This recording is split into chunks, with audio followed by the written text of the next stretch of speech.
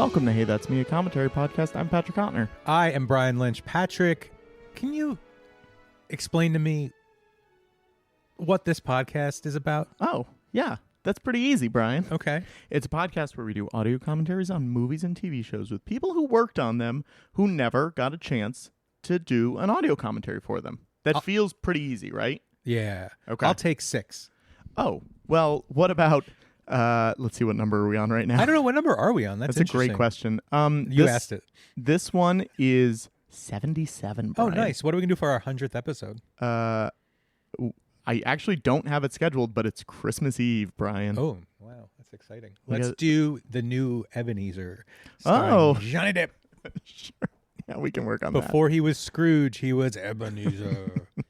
Who are we talking to today? Today, Brian, we're talking to the supervising sound editor for Blade Runner 2049, Mark Mangini. This is the guy that basically gave us all those amazing, iconic Blade Runner sounds from the sequel. Yes. We do the full movie. Yes. Maybe our longest episode. But also... I would say definitely our longest We cover episode. his whole career. Yes. There are nuggets of information in this that if you're at all interested in working in film, Yes. you can take with you and become a better person in terms of writing, directing. It was amazing. He's so smart. Let's go tit for tat and see how many movies we can name. That he did? Yeah. Well, you're going to win. Anchorman. Gremlins. Beauty Shop. You pulled out the beauty shop. Die Hard with a Vengeance. Mad Max Fury Road. Blade Runner 2049. Aladdin. Lion King. Wait, which Lion King did he do? The original. Oh, my God. We didn't even talk about he Lion was King. also the voice of Dino in a couple things. That is true. Yeah. From the Flintstones. Yeah. I don't know what Hanna-Barbera stuff he worked on, but he got a start on it. Yeah. And that's insane to me. And that's also why when Ryan Gosling runs in Blade Runner 49, it makes like the twinkle toes like Fred Flintstone when he bowls. Yes. That was a very funny joke, and you weren't paying attention. I was looking. Also worked on JJ Star Trek, worked on Dune. Right. Worked on Dune Part 1. Dune Part 1. Space Jam, Looney Tunes Back in Action. Green Mile, Lethal Weapon 4, Fifth Element. Has been nominated or won 5 Oscars. Has won 2, nominated 5 times. Right, and we let him choose whatever project he worked on. Oh, Mutant Mayhem, he did. Yes. We let him choose whatever project he wanted to do, and he chose Blade Runner. And when you listen to him talk about it, you get why. It was a pretty cool experience. Do you want to hear the Hanna-Barbera shows? Yeah. The Scooby-Doo show. Which Scooby-Doo show? From 1976. It's called The Scooby-Doo Show. I don't know what that is. That's not the first one. No, it's from 1976. Okay. Super Friends. Oh, my God. Flintstones Little Big League, which I like. Yeah. The Popeye Valentine Special. Sweethearts at Sea. I know that one. The New Fred and Barney Show. The Flintstones meet Rockula and Frankenstone. I love. They're his neighbors for a couple seasons. Insane. Yeah. The New Shmoo. So good. And then his first movie. And there's a few after his first movie, too. Some good ones. His first movie is Star Trek The Motion Picture, Brian. Wow. And then a Godzilla TV show, animated. Scooby Goes Hollywood. Scooby-Doo and Scrappy-Doo. Oh, love Scrappy. Huge. I'm one of the few people that love Scrappy-Doo. I love Scrappy-Doo. Good. Captain Caveman and the Teen Angels. This guy. Yeah. The Harlem Globetrotters meet Snow White. I've never seen. That's the only one I've never seen of his Hanna-Barbera. But also like Raiders of the Lost Ark, Poltergeist. Incredible. And talks about all of them in the 2.5 hours that we talked to. A bunch of Star Treks. A lot of them. 3 or 4 Star Treks. Yeah. Did you think when Scooby-Doo went Hollywood, he changed a little? Yeah. Yeah. He shouldn't have moved to West Hollywood. That's the thing. Yeah. I think he's more of a Sherman Oaks Great Dane. Yes. The new Shmoo? Yeah. How do you feel about him compared to the old Shmoo? I'm an old guy through and through. That little Abner Shmoo you like? Yeah, I just sort of think any of the new stuff isn't canon. So when Fred and Barney team up with the Shmoo, and they do. Yeah. The Shmoo is in prehistoric times for that, but then it's not in... With little Abner, he's obviously older. Is Shmoo eternal? What's your question? Is Shmoo eternal? Yeah. I didn't know that. And he can jump around. I know that. He's so cute, his voice. I'm willing to bet it's Frank Welker as the voice now that I'm thinking Now that you're thinking about it. Also, our guest today has great Frank Welker stories in our podcast. Yes. He's maybe my number 2 or 3 that I want for the show. Frank Welker? He'd be so fun. I would love Frank. Frank Welker is the voice of right? Yeah, if you think about the noise Also, Chuck McCann played Billy Joe, and guess who went to Chuck McCann's estate sale a few weeks ago? Patrick did. This guy. Did you get anything? I did. What'd you get? I had one thing I wanted. Okay. Chuck McCann is in one episode of On the Air. Yeah. The David Lynch, Mark Frost follow-up to Twin Peaks. And I said, I wonder if they have his script there. And I went there, and the first pile I looked in, I found the script, and it was $6, Oh, Brian. that's amazing. Yeah. That's amazing. Yeah. Way to go. Hey, when Fred and Barney met the Shmoo, have you seen it? I mean, maybe it's when I was a kid. Can you guess what the plot was of Fred and Barney and the Shmoo? Like, what do you think? Do you think it was just the neighbor? Don't look, because the picture will tell it. I'm not. Because they look different. I don't know. They were cops, all three of them. They were all cops. They were all police officers. ACAB includes the Shmoo, Brian. I want to be clear. ACAB includes the Shmoo. What's ACAB? Sorry. All cops are bastards. Oh, okay. No, I disagree with that entirely because the Shmoo is amazing. Oh, okay. And RoboCop. So they're cops. They're cops. Interesting. Yeah, they fight crime. Okay. It's weird that Fred and Barney never touched on that in the original series. Did Fred and Barney go through training, or they were just hired? I would have to imagine they went through training. Maybe prehistoric cops don't need to, but at last episode was Barney kills the suspect before he should have, and obviously the guy was innocent. So throws his badge on the desk, which is of course a rock. Breaks the desk, walks out. It's very sad, except it is funny to see all the captain's stuff slide on the desk because it was broken in half. And Shmoo's got a single tear. It's great. But Blade Runner 2049 takes place in the future, Brian, which is the opposite of the Flintstones. Cops aren't using rocks anymore, Brian. By the way, he also did the Flintstones live-action movie sound. That's true. He did both incredible. of them. He did both. So he went from prehistoric times to 2049. Yep. That's not the furthest he's gone, because Star Trek is further than 2049. That's true. Yeah. God, it's the best. What a great episode. This is one of my favorite episodes. Yeah. Oh, for sure. For sure. Also, he's got a book coming out in the fall, and it sounds fucking rad. Yeah, he takes it movie by movie, and there's an audio component. We'll let him explain it. I can't wait. And we're going to have him back. I'm not sure if it's going to be up for pre-order by the time this goes live, but if it is, I'll put the link in the description down below. He told us. Well, you'll hear it. Yeah. Okay. Anyway, can't wait for you to listen. It's going to be great. We should probably make this as short as possible because the rest of it's so long. No, it's fine. Blade Runner 2049, you can watch it a bunch of places. It's always streaming somewhere. You can sync this up and listen to it like a commentary, which honestly, this is one where I do think it would be good to listen to it as a commentary, just because there's so many sounds involved. And he points out specific sounds. And we're pretty neat. Yeah, we're talking about a lot of specific sounds, which is... But also the stories you don't need to sync up. There are some great stories. He is so... Not just knows what he's doing, he's entertaining. Yes. He was really good. All right, here we go. We're going to start in Shmoo, Fred, Barney, Freeze. Blade Runner 2049. Did you do the sound here? I did the booms, and we'll talk about the booms when we get to the sequence in the desert where he encounters the bees. Oh, sure. That's an important sound moment that was originally score and turned into these booms. That's crazy. And these were booms that Ron Bartlett and I made. And it's the only thing that is an homage to the first film. Sure. Because the first film opens with Vangelis's like booms on a taiko drum. And we wanted to sort of call that back. Like, here you are, you're in a Blade Runner movie. Was there anything that you guys took from the first one? Not a single sound. Wow. That's amazing. I'll tell you, and we'll talk about this, we found some unique inspiration from the first film that guided us in how we built this sonic universe. Yeah. And we'll talk about that. Did you have access to anything if you wanted to use it? Not only did I have access, I had access to what we call the stems. The stems are the individual components of a sound mix, the dialogue, the sound effects, and the music. Wow. Those are considered the major components of a sound mix. You sum those and you have what you hear on screen. So we could dissect everything. Is that rare that places keep the stems for a movie that's that old at that point? No, not at that vintage. In 1981, 82. Yeah. No, we're making stems, but a little bit earlier, early 70s and earlier, very rare to have stems and the separation, and that was vital for us. How did you first find out that this was happening?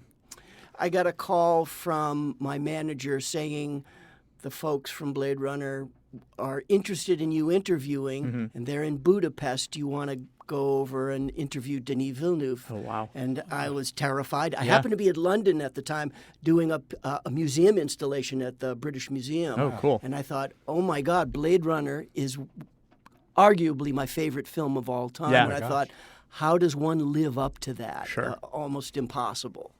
It was terrifying. And I did my interview with Denis Villeneuve on a soundstage in front of Roger Deakins and Patrice Vermette. Yeah. The entire crew stopped so Denis could interview me, and I hadn't read the script. Sure. Right. So all I could do was be ready for whatever he asked me. I like Blade Runner. Yeah, I like the sound. I kind of get like, boy, what a sonic opportunity that is. What kind of questions does he ask in the interview?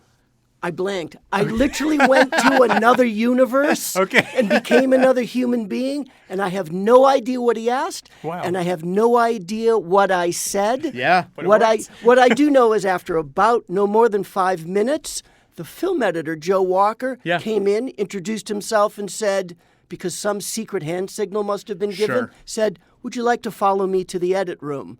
And I thought, "Ooh, this is good." There's a button under the table. They're like, he's good. It's either the trap door or I think you're in. Yes. And we went to the edit room. Wow. And he showed me scenes. And we talked about a lot of the early concepts of use of silence, designing sound, composing with sound, which is a unique. So here's an interesting thing. Listen to this breathing. Yes. Hear that? Yeah. We were hamstrung by Darth Vader. Every time you see a helmet in a science fiction film, the goal is to have some kind of and I tried every variation of that, and every one of them, the filmmakers would say, sounds too Darth Vader-ish. Wow. So that sound is a cat purring. Oh, my God. Is it slowed down, or is it? Yeah, it's a just, little bit. Yeah. A little wow. bit. We just had to find another way to present something that we had all heard before. That's amazing. It was yeah. Do you think that makes you, obviously you have to be more creative, you know, if you're like, well, I don't want to be Darth Vader. I can't be Darth Vader. Right. So you're just like racking your brain being like, what could I do? How many things do you think you went through before you got to cat purring? 5. Okay. 5 easy. Oh, so listen here. This is an important sequence. It's very quiet. Mm-hmm. Yeah. And what you hear as he enters the room is the boiling on the stove. Mm-hmm. He's boiling those slugs that were being farmed outside. That's the sound of my mom's spaghetti sauce.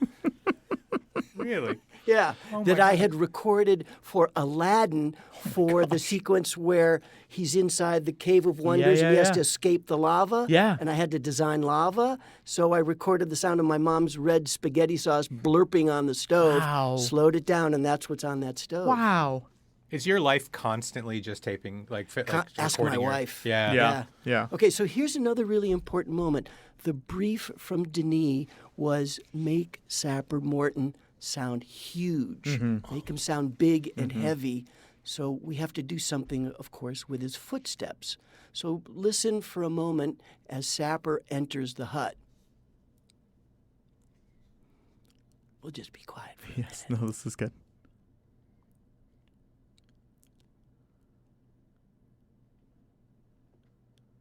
I mean, hearing the creak is... But listen.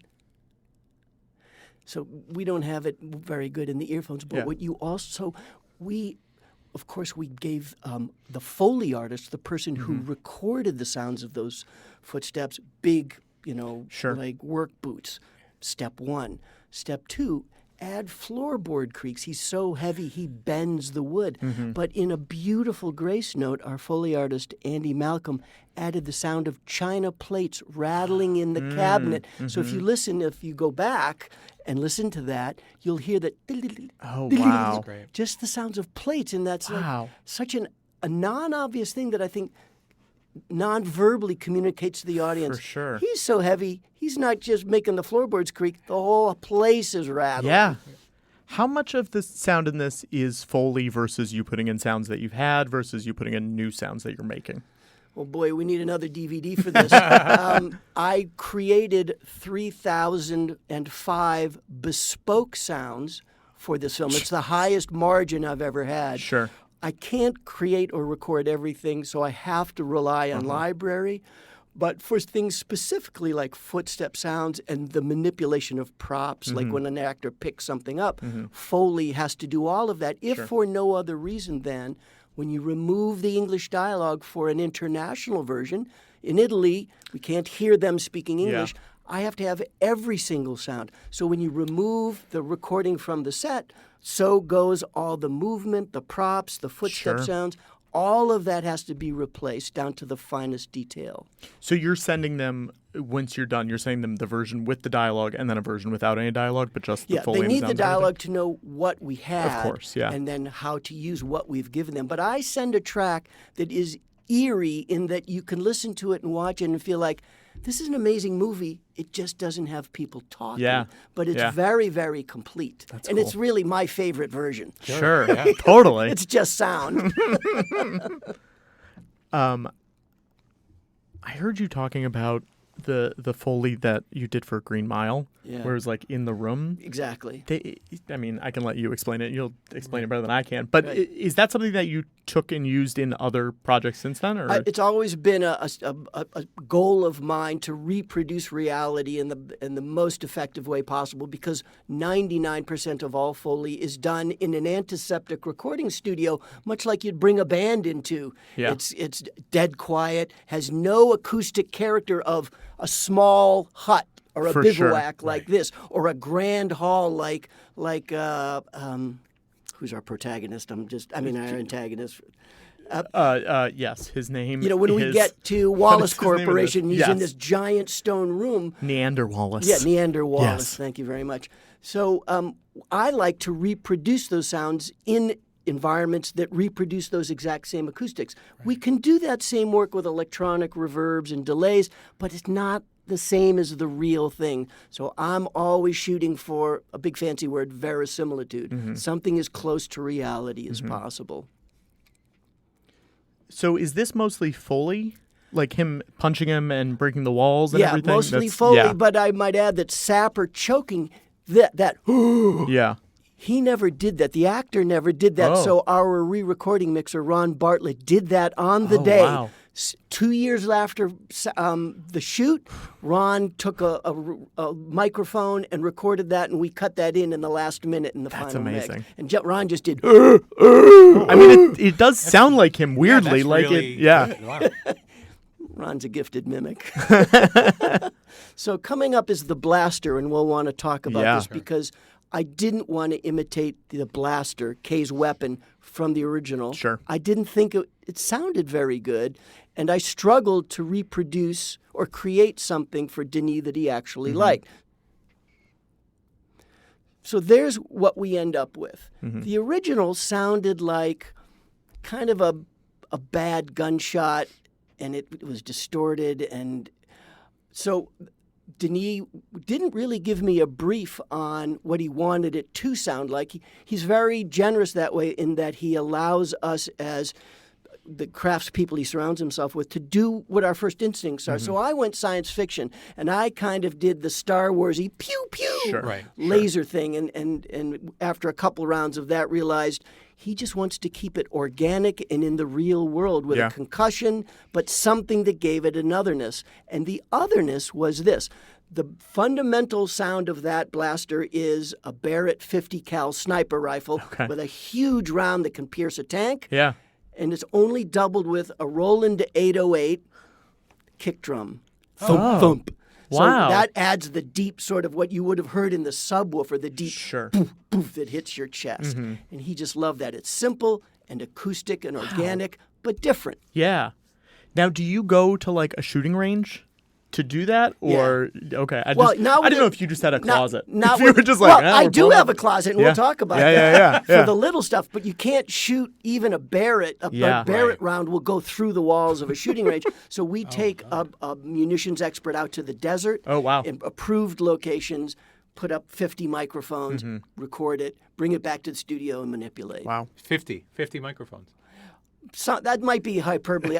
Inarguably 20 That's or 25. Awesome. Sure. Wow. Because we're never sure which microphone captures the exact sound that we're looking for. Yeah. Wow. Have you found for guns, is there like a good distance away to record it from? Or it's just depending on what you're looking for? The interesting thing about recording guns is that you need a combination of two things. The thing not to do is put the microphone in front of the gun. The reason for that is that there is a supersonic or hypersonic shock wave that collapses the capsule of almost all traditional microphones. Oh, wow. So you get an instantaneous dropout, which is the point at which you want the loudest sound. So the best gun recordings are a combination of two things. Microphones behind the gun so they're not affected by the hypersonic shock wave, and then a very distant recording to capture the ambience and the reverberance of the report in that acoustic space. And you'd shoot the microphone. You would kill the microphone. We've tried that. Well, we do that when we're trying to do ricochets. Oh, sure. We'll try, you should want to shoot at a rock and get a pew. Yeah. So we'll put microphones right there, and often the ricochet will go right into the microphone. So I've lost a few $1,000s. How many gun recordings do you think you have? Like how many in your library? Because you did thousands. One of the best gun recordings, the Ravenwood Bar in Raiders. Like so many insane gunshots in that. Like that's an extraordinary. See, I haven't counted. I would say 10 to 12,000. Because we do multiple takes constantly. Sure. Now we're coming up to an important sound to listen for, and I want to make clear who did what, because they're often confused. As we see the seawall, we're going to hear a couple of big kind of brassy sounds, and we're just moments away, and maybe you'll edit this and tighten it up. No. People are on the ride with us. So Hans and Ben Wallfish are cooking away, and then right here, that's a sound I made that and then you're going to hear a sound that Hans made. This. We call that the cosmic motorcycle. That's a sound that Hans made that's in the score. But the big blah, blah is a foghorn sound that I had made that Denis fell in love with. Yeah. And it's so beloved that if you watch Dune Part 1, we recycled it for the sound of the Atreides ship when it lands on Arrakis for the first time. And what was it exactly? It is a Tibetan longhorn slowed down. It's a simple 6-foot-long wooden instrument, and you blow it, and I just made it half speed and put a bunch of reverb on it, and Bob's your uncle. Cool. So was the Hans noise in there before, or did the Tibetan longhorn go in there before? It came because they sound similar but different. Like they complement each other in like as they should. Because one of Denis' directives was, quote, erase the borders. What he meant by that is erase the borders between sound and music so that the audience never knows and has to think about which is which. And so Hans and us in sound shared sounds and scratch mixes and test ideas constantly so that we could literally erase the borders between music and sound, so that if my sound came out like that sound and it's in B flat, his score might pick up in B flat. So you didn't know where the handoff was. And all it felt like was the sound of Blade Runner. And that is an integral part of the success of this film, which is you never know which is which. And it allows the audience to sit back and just not have that inner dialogue of, oh, that was a cool music cue. Oh, I really like that sound. Hopefully it shuts that off. And now it did make it complicated for me last night watching the movie, being like, well, I am going to have to ask him every single time, is that music? Is that sound? Which one is that? Please do so. No, it's great. I'll be happy to delineate the differences. Well, that's Patrick's other podcast, Hey, That's Music. Yes. So, there was a lot going on in that outside there. Yeah. Everything there, of course, was built from scratch. That was virtually a silent shot. Yeah. And one of the many successes in this film is that we added, in homage to the first film, public address announcements everywhere you are, inside and outside of his kind of flat here. Because remember, Off-world. What was that announcement that you constantly heard in Blade Runner 1? We wanted to call that back with similarly distant, disconnected voices pitching things. And we did a lot of re-recording to do that. So are you finding the voice actors to do that? Yes. Or is that, Yeah. Wow. We did, even as sound designers, we were doing things like casting voices. getting approval from Denis for them and putting them in the movie, and then processing them. We spent a great deal of time doing what we call worldizing. Here we have an actor in a dead quiet studio, but it's meant to sound like it's coming over a public address system. So we'd find the take we like, and we would play it back through a big bullhorn in a big reverberant environment, and then add a filter to it to make it sound tinny, thus exterior coming through a cheap speaker. Sure. And that's worldizing, putting it in a real Walter place. Murch thing? Yeah, Right? that's exactly right. Yeah. This is a Walter Murch Who thing. writes it? Theo Green, my co-sound designer, and I wrote almost all the PAs. That's so cool. Wow. We wrote a lot for this. Yeah. But that's cool. That's exciting for you. As a fan, I'm sure that's like crazy to have. In world. Yes. Yeah. Did you do anything to her voice to make it hint that she's not human? No, because that's part of the conceit is that joy is meant to be a product that is palpably believable as human. For sure. And there shouldn't have been any tells other than a couple moments here where you see her kind of image, like stutter. So cool. When you're doing the announcements and the stuff over the loudspeaker, are you doing different filters than you would do on a Earth loudspeaker? Are you making it sound any different than like if it was just someone at an Air Force base? No, the goal is very similar. We want the audience to buy into the fact that it's something they recognize. Yeah. It's not supposed to sound like an alien of course. PA or a futuristic PA. Yeah. And in fact, many of the ones that you'll hear when we get to the rooftop in the very next scene in the rain, those were all done by taking that Korean voice and playing it over a bullhorn speaker inside an empty soundstage at Sony Studios late one night while we were mixing. That's cool. Are you mixing on lots, or do you have I assume you have a home office or something? Like where are you mostly doing it? I have a professional studio in Hollywood at Formosa Group, and I have a home studio that I spend most of my time at. And this film was final mixed at the Holden Theater at Sony Studios in Culver City, California. Cool. A huge, just a gorgeous recording studio, one of the largest in the world. Did you go over any other times while they were filming besides that first time? It was the only time. No, I had to return home the next day, and then they returned from the shoot and said, let's get going. Yeah.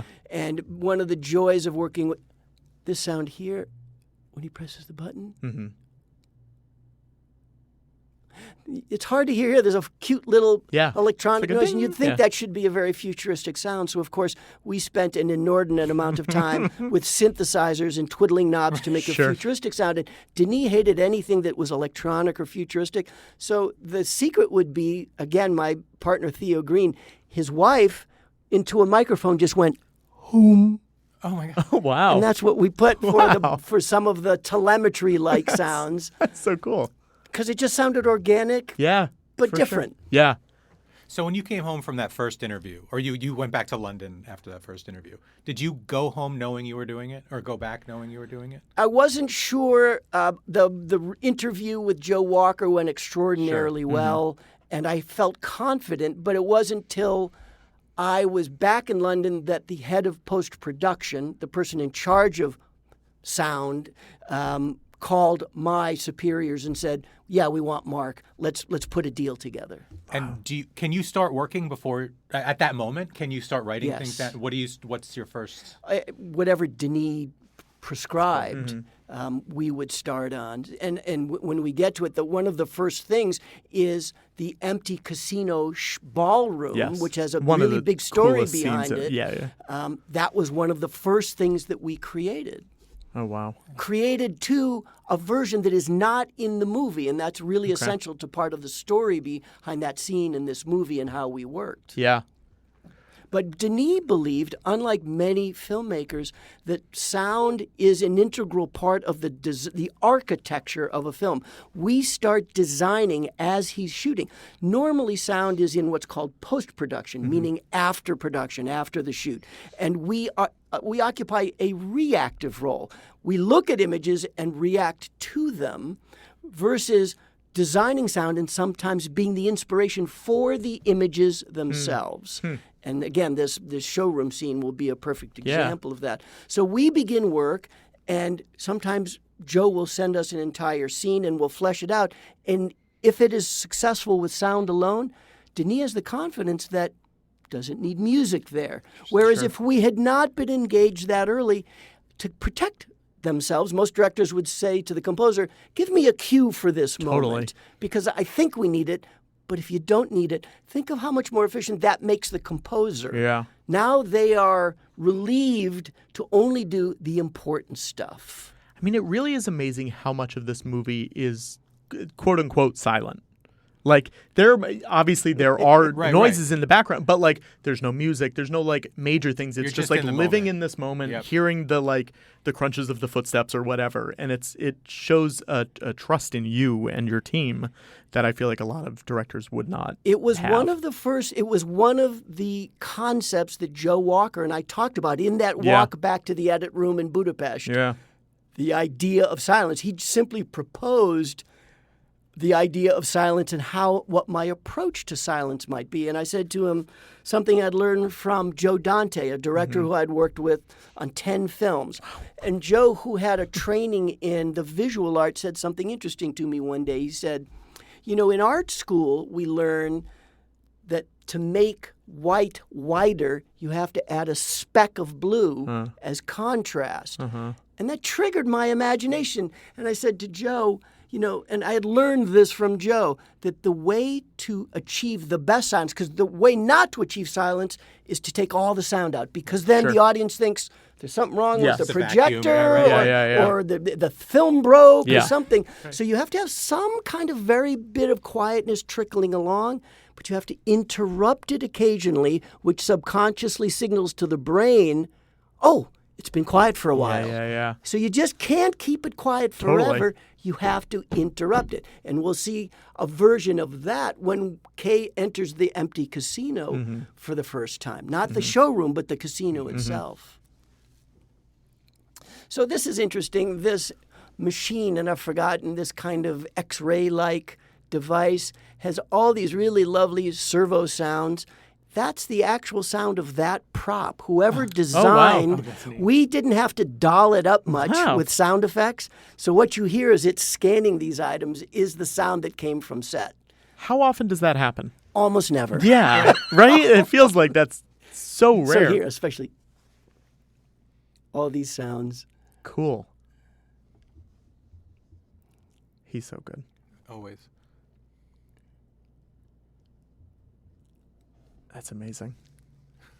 Is there anything that you miss about doing sound not digitally? Not a thing. Not a single thing. Not a single thing. It's only a blessing. And I grew up in the 70s in analog. Totally. I had a good 16 years of analog before digital infiltrated. And there's not a thing. I don't subscribe to any of that. It sounds warmer or none of that. I don't have vinyl collections. I loathe film prints. Sorry, Chris Nolan. After that very first screening of your IMAX print, it's dirty and it's scratchy and it's jittering in the frame. There's nothing attractive about it to me. What was that first moment like when you were like, oh, we're going to be able to do this on a computer? It happened early in my first year as a sound editor in 1976. I caught wind that there was a very progressive company in Hollywood called Nyman Tiller and Associates, and they had the world's first digital sound editing system. And the memory banks that accumulated, it was like 10 megabytes, lived in an entire room. It was those bubble packs. Remember those giant Winchester Drive bubble packs that looked like water coolers? They had a room full of those. And that was 10 megabytes of audio. But then there was the sanctum, the mix room, a little panel with 8 faders for controlling the volume, and you could call up one mono sound at a time and put it on 8 tracks of recording. And I saw that, and I freaked out, and I thought, I didn't even know what digital was. Totally. I thought, that's the future. I better get on that train right away because that's where we're going. 14 years later, we see the advent of Pro Tools and other tools like that, and change the world. Yeah. That's good that you weren't like, oh, I'm screwed. I'm out of a job. Right. You know? Because I feel like some people would immediately go there. I saw the guy running that digital system. I thought, if I don't learn what he's doing, I am out of a job. Yeah. Absolutely true. Yeah. How did you fall in love with this? By doing it. Right. I moved to Los Angeles. I dropped out of college to get in the movie business. I was a young, dumb kid, drove from Boston to L.A., lived in a guest house, got a lucky break by getting an interview at Hanna-Barbera Studios, the guys who made Scooby-Doo and the Flintstones. And the first job they had for me was a training program in the sound department. Now, I was a musician all my life, playing in bands. That was my B plan coming to L.A. I'll start a band and find a music career. But the minute I landed in the sound department, all my musical training came into play, but all my film training, because I was doing stop motion animation as a kid. And so it all fused at Hanna-Barbera. And in a flash, I saw Star Wars in 1977 and thought, that's what I want to do that. I want to make sounds for movies. It all came together in a beautiful way. And I mean, you got to work with Ben Burt 3 years later? Yeah, a couple. Yeah, that's crazy. Raiders That's of the so Lost fast. Ark. Yeah, I was pinching myself. I'm sure. And you also did live action Flintstones. I did. I did so you 2 got to live return action. to it. That's pretty neat. You're one of the few who got to do animated and live action. I ended up doing the voice, being the voice of Dino the dinosaur for 2 shows. That's amazing. The Cartoon Network did a couple of flat throwback Flintstones episodes, and Mel Blanc had passed away, and no one had really, his son Noel had taken up the mantle, but the directors didn't care for that voice. Sure. And so I auditioned and I got the part as Dino. So I found myself on the proverbial other side of the glass. Yeah. Now I was being directed by a guy like me. Yes, totally. And let me tell you, it's really hard being an actor and being told what to do. Is Dino in the room with us right now? Dino. We got him. That's Dino. Patrick's third podcast. Hey, that's Dino. Hey, that's Dino. Very popular.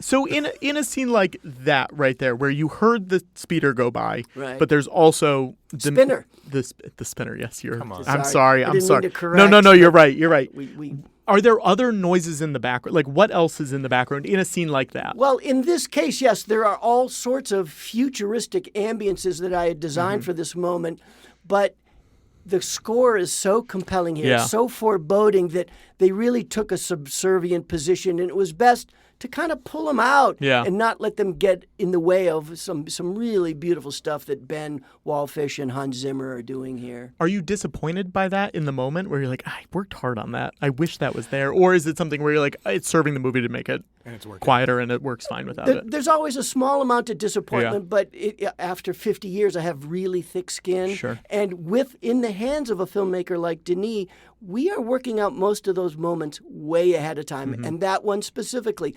that was my second task on the film. Oh, wow. Design that beat, and I had built an entire moment of kind of musical-like atmospheres and weird and eerie ambiences, and he loved it until Hans and Ben wrote the cue, and then he loved that more. Yeah. But most of the time, all of that's worked out ahead of time. Sure. Especially on a Denis Villeneuve movie. Yeah. He doesn't want those conflicts when he gets to the final mix. The final mix for Denis is like a composer standing on the podium when he presents the piece to the public, and he wants to be able to make the big movements, bring up the strings, bring up the brass, or in my case, bring up the music, lower the sound effects. He doesn't want to be bothered with, what's that rumbly noise? Yeah. We needed to have worked through all of that ahead of time. When you have a question for him or for someone, around him, are you going directly to him with your question, or Always. there's not some intermediary that you would? Often, I mean, I have thousands of questions, and Joe Walker, the film editor, will often be the intermediary for sounds that I know he can probably answer for Denis with certainty. Yeah. Some things go straight to Denis, and we talk about that. How many times are you watching? This might be an insane question. How many times are you watching this movie with Denis? Probably in pieces, right? Yeah. Yeah, it's usually, I mean, the first thing we ever do is what's called a spotting session. When they come back from the shoot and they have a first assembly, meaning every scene is in order. It's not a fine cut. It's not a perfect movie, but it's representative of what we have. We sit down together and watch it scene by scene and even beat by beat, sometimes shot by shot, and we discuss until we're very clear on what we want to do. How long is that? How long is That often takes many days. Sure. You know, it's, and when I started on this film, it was 3 hours 45. So have you fully sound edited another hour of this movie? By the time we got to our first audience preview where we showed it to the public for the first time, we had it down to about 3:15. So a good 30 minutes had already been removed. Some of those sequences I had worked on some sounds for. Yeah. Wow. Oddly, the Blu-ray has a longer version. Defying tradition and convention, the producers of the film so loved everything that Denis shot that they begged him to make a longer version. It's amazing. Usually the director's cut, right, is a shorter cut. Yeah. But the opposite happened on this film. Well, it's in keeping with the tradition of the first Blade Runner having 8 versions that you can yeah, that's true. Oh, that's a good question. Do you have a favorite version of Blade Runner? Of the original? Do you like the voiceover? Do you not like the voiceover? Renegade cut? The ultimate cut? I like them all. I honestly don't. I feel like the voiceover makes the first one flawed. Yeah. But the non-voiceover version has other flaws equally as compelling. So your perfect one would be a version of both, like kind of. Yeah. If I were the director of the world. Yeah. That's what I do. And do you think Decker is a replicant? No, I don't. Okay, I've never believed that. I know even the director has spoken about this, but I just don't buy it. That's because great. he's never said it definitively. Well, he has now. I have to take back something I said earlier. She's about to play with this interesting machine and do some going back to the first film. These are the only sounds that we stole, the sounds of what was called the Esper machine in the first movie. Let's see. I'll try to... Not this spinning ball.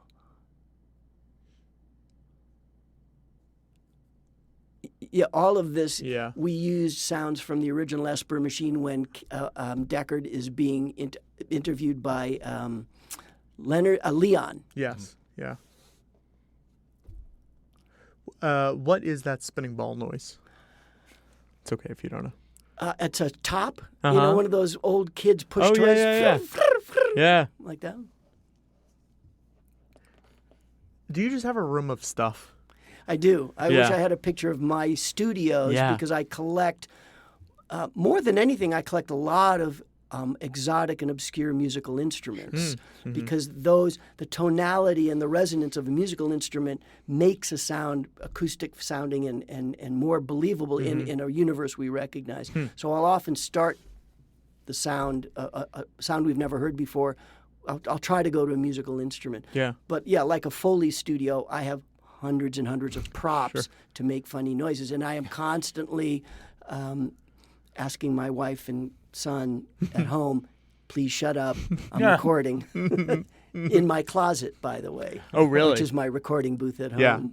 Have you soundproofed it? No. It's just... Well, it's soundproofed by virtue of the fact that it's a walk-in closet with clothes surrounding you and carpet. So it's a really nice dead room. That's amazing. What is your... how do you categorize everything?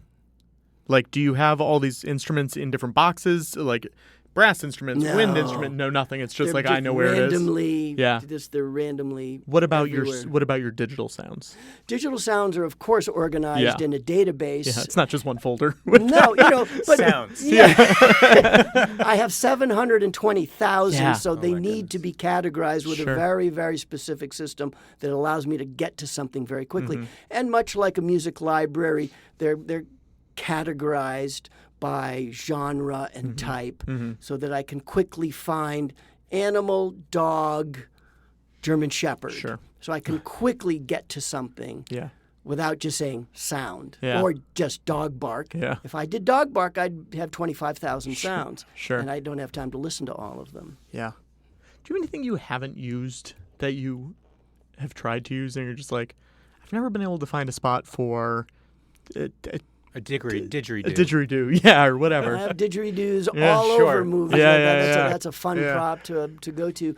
Well, the fun part about that question is that I am constantly recording whether I need it for a film or not. Mm-hmm. And so the joy for me is stumbling on a sound I recorded 48 years ago and finally having a need for it. Because I record because I love to, and then someday the opportunity presents itself. Sure. So here's a good example in this hall with Neander. All of those footstep sounds that you just heard from Love are Foley, but they needed to be done in a space like the size of this. So I believe Andy Malcolm cast a municipal building in Toronto, a basement of a municipal building with a giant concrete hall, and performed those footsteps in situ, not in a dead Foley recording environment, so that they felt like that space. And that's one of those little subliminal tells for an audience. You're not thinking about it, but you're just feeling like, oh, that sounds good. Yeah. So there's a funny story about Neander. You know, our actor Jared Leto. Jared Leto is a method. Yes. Hyper method actor. Yes. So method that when he came in for ADR stands for automated dialogue replacement, and had to replace some of those lines in that scene, he brought a seeing eye dog, and he asked that we bring the recording sheets with his dialogue on it in Braille. Wow. How's that for method acting? Wow. Cool. Denis was having none of that. Oh, wow. Okay. I was going to ask, where do you go to get Braille? You know, I got a Braille guy. Our dialogue supervisor, Byron Wilson, figured it out until he was told, no, you're putting English words on the ADR cue sheet so that he can read them with his real eyes. Wow. That's amazing. One of the nicer Jared Leto set stories. Yeah, that's good. There's a really fun sound coming up for the pilot fish. Okay. Those little black floating monitors, if you will, that surround Neander. And this was one of those happy accidents where I'm floating around in my library, just listening to sounds and looking for inspiration, and I stumbled upon a recording that Dave Whitehead had made of hematite magnets. Hematite magnets, I don't know what makes them hematite versus non-hematite magnets, but when you get them in proximity of each other, they make this crazy buzzing sound that's almost insect-like, or almost clicking like a weird crow. And so very shortly you'll hear them introduce themselves. And I just made this weird logic leap that when I heard that sound that maybe this would work. And I presented these to Denis in an early design. Here come the pilot fish. Let's see if we can. I don't think we hear them till they get in proximity of Neander. But it was just a sound that worked really beautifully.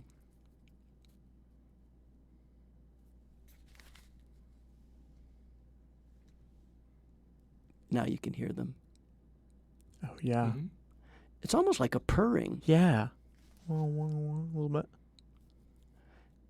And it's an organic sound. Sure. It's a monaural recorded with a single microphone. One of the interesting sounds in this sequence, because this is the sort of birthing room of replicants, is that I thought, well, that's a womb. So what does a womb sound like? So I had recordings of my son in utero before he was born. I had put a microphone on my wife's belly and captured that. Yeah. And if you listen carefully to the ambulances in this room, that was my womb tone, if you will. How can you hear inside with a microphone on the outside? There's a special, it's called a Doppler something, and it's got a special transducer that when it makes contact with a big application of this jelly, like gooey jelly, it transmits, and at that time when I made the recording, there were no digital versions of this, so I got the doctor to loan me a multi-$1,000 device, and I hacked it with a cord to go into my digital sound recorder. Oh, wow. So I just What is that normally used for? Making sure the heartbeat sounds regular. Okay. It's just part of a regular checkup. Sure. You know, pre-birth kind of thing that any pregnant woman would go through. Yeah. This poor girl. Do you have a favorite stab? What do you use for stabs? Who's your stab guy? Yeah. That's often done with fruits and vegetables. Yeah.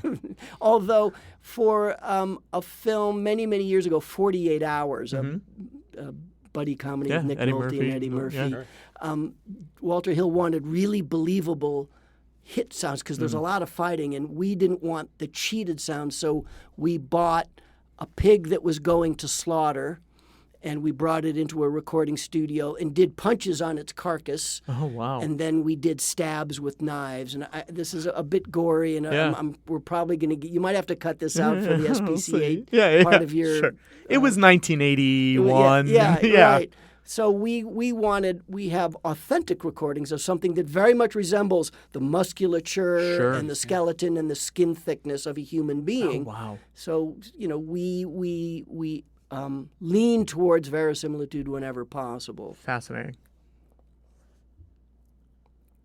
So there's one of my booms right on that cut, and you'll see that was part of my goal of using these booms as chapter markers. And you'll find these booms throughout the film that say, okay, we're moving on, this is important, we're going into something else. Sure. All these PAs here, Theo and I wrote, cast, and recorded, and they're everywhere. There's 4 or 5 of them going through all of this. Wow. Are you there for, like, loop group recordings? Yeah, always. Yeah. We are the ones that determine what should be looped in the group, and often, if the stuff needs to be scripted, we write that stuff. Wow. Denis, of course, and the writer would make contributions as well. But for stuff like this, where maybe it's just general walla, but we need a specific voice or two, we do the writing. What was your total time on this movie? Because it feels like you had so much stuff to do. Around 12 months, I think, which is long for most post-production. Yeah. You're only working on this? For those only, yeah. I'm a serial sound designer. I can't. All these, you know, this is meant to be a brothel behind them through the smoked glass. And so we added those sounds of orgasmic pleasure, courtesy of my first wife, who I had recorded for another film, Alienation, where they go to a strip club, and I needed the sounds of an orgasm. Amazing. And that has its own other story. Amazing. We got time. I'll leave it at that.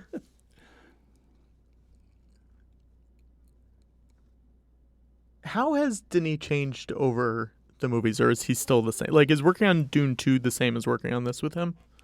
I didn't do Dune 2. I did. So it's different. I did not. So it's very different on Dune 2. Dune 1. So different that I can't even talk about it. What did I say? It's like a whole other dude. I thought you did. It is a whole other dude who's very talented. I saw Dune Part 1 and my brain put Dune Part 2 because it said... It's all good. I know, it's all right. Good. All right, Sorry. well, Dune Part 1. Very embarrassing. What is the... Was it a similar experience for Dune?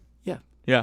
Denis is a brilliant, progressive filmmaker with fresh ideas about how sound makes a contribution. And look, almost every one of his films has won an Oscar or been nominated for in the last 10 years. Yeah. And will probably continue to do so. Yeah. Because he makes sound a significant narrative contributor to his storytelling. It's a real tool that he uses. It is not an afterthought in the way that sound is for most films. Sure. Most films coming in post-production, after the fact.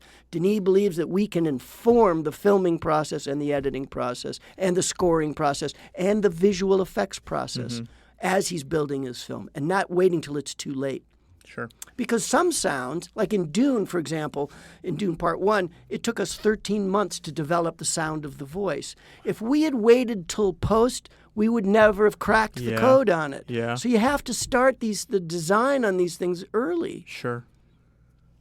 And you said you worked with Walter Hill, and he's also he does grounded in terms of action movies. They feel very lived in. Yeah. But then you did Joe Dante, who he likes to make it a little more because he's a cartoon lover, Right. among other things, and a cineast of the highest order, a film collector. Yeah. So how is that in terms of working with someone that likes the more cartoony vibe? Is that a harder adjustment for you? No. I've always felt that my secret sauce, my secret to success is being a jack of all trades. Sure. I've tried to be like the person that can do everything. And so I've taught myself everything, and I've taken on everything. I've done documentaries, I've done spoken word, I've done live theater. I try to immerse myself in every genre because they all inform the other. You never know when the cartoon sensibility presents itself for a moment that needs levity in a drama. And I can call on that.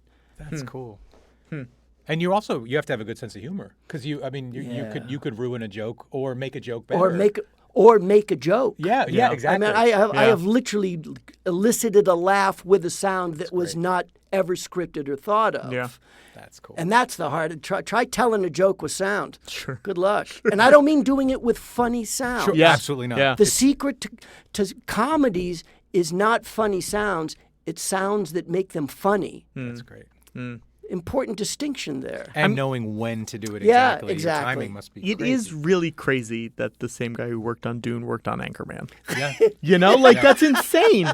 Yeah. But it I'm so proud of that. it's so cool. It's so cool. What I want to ask about this piano quick, and then I want to ask about Anchorman too. But like he's playing the piano. Yeah.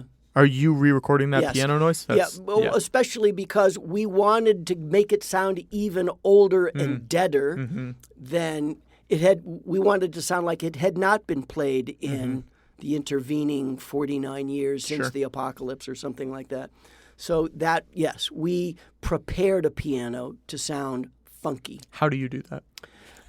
Usually by damping the strings and detuning. Oh, okay. A combination of both is exactly what age would do. The strings would corrode and they won't vibrate as dynamically, and the tension would eventually give way, making everything sound flat. Sure. Do you want to ask about Anchorman? I do. Of course I want to ask about Anchorman. I mean, Anchorman, it does have its own sound to it, but it also is a comedy, you know, like, right. And what makes Anchorman interesting for you when you say, I'm going to do this? The challenge, as I just described, of seeing if I can find a way to get a chuckle where none had previously existed. So I'll give you an example. Yeah.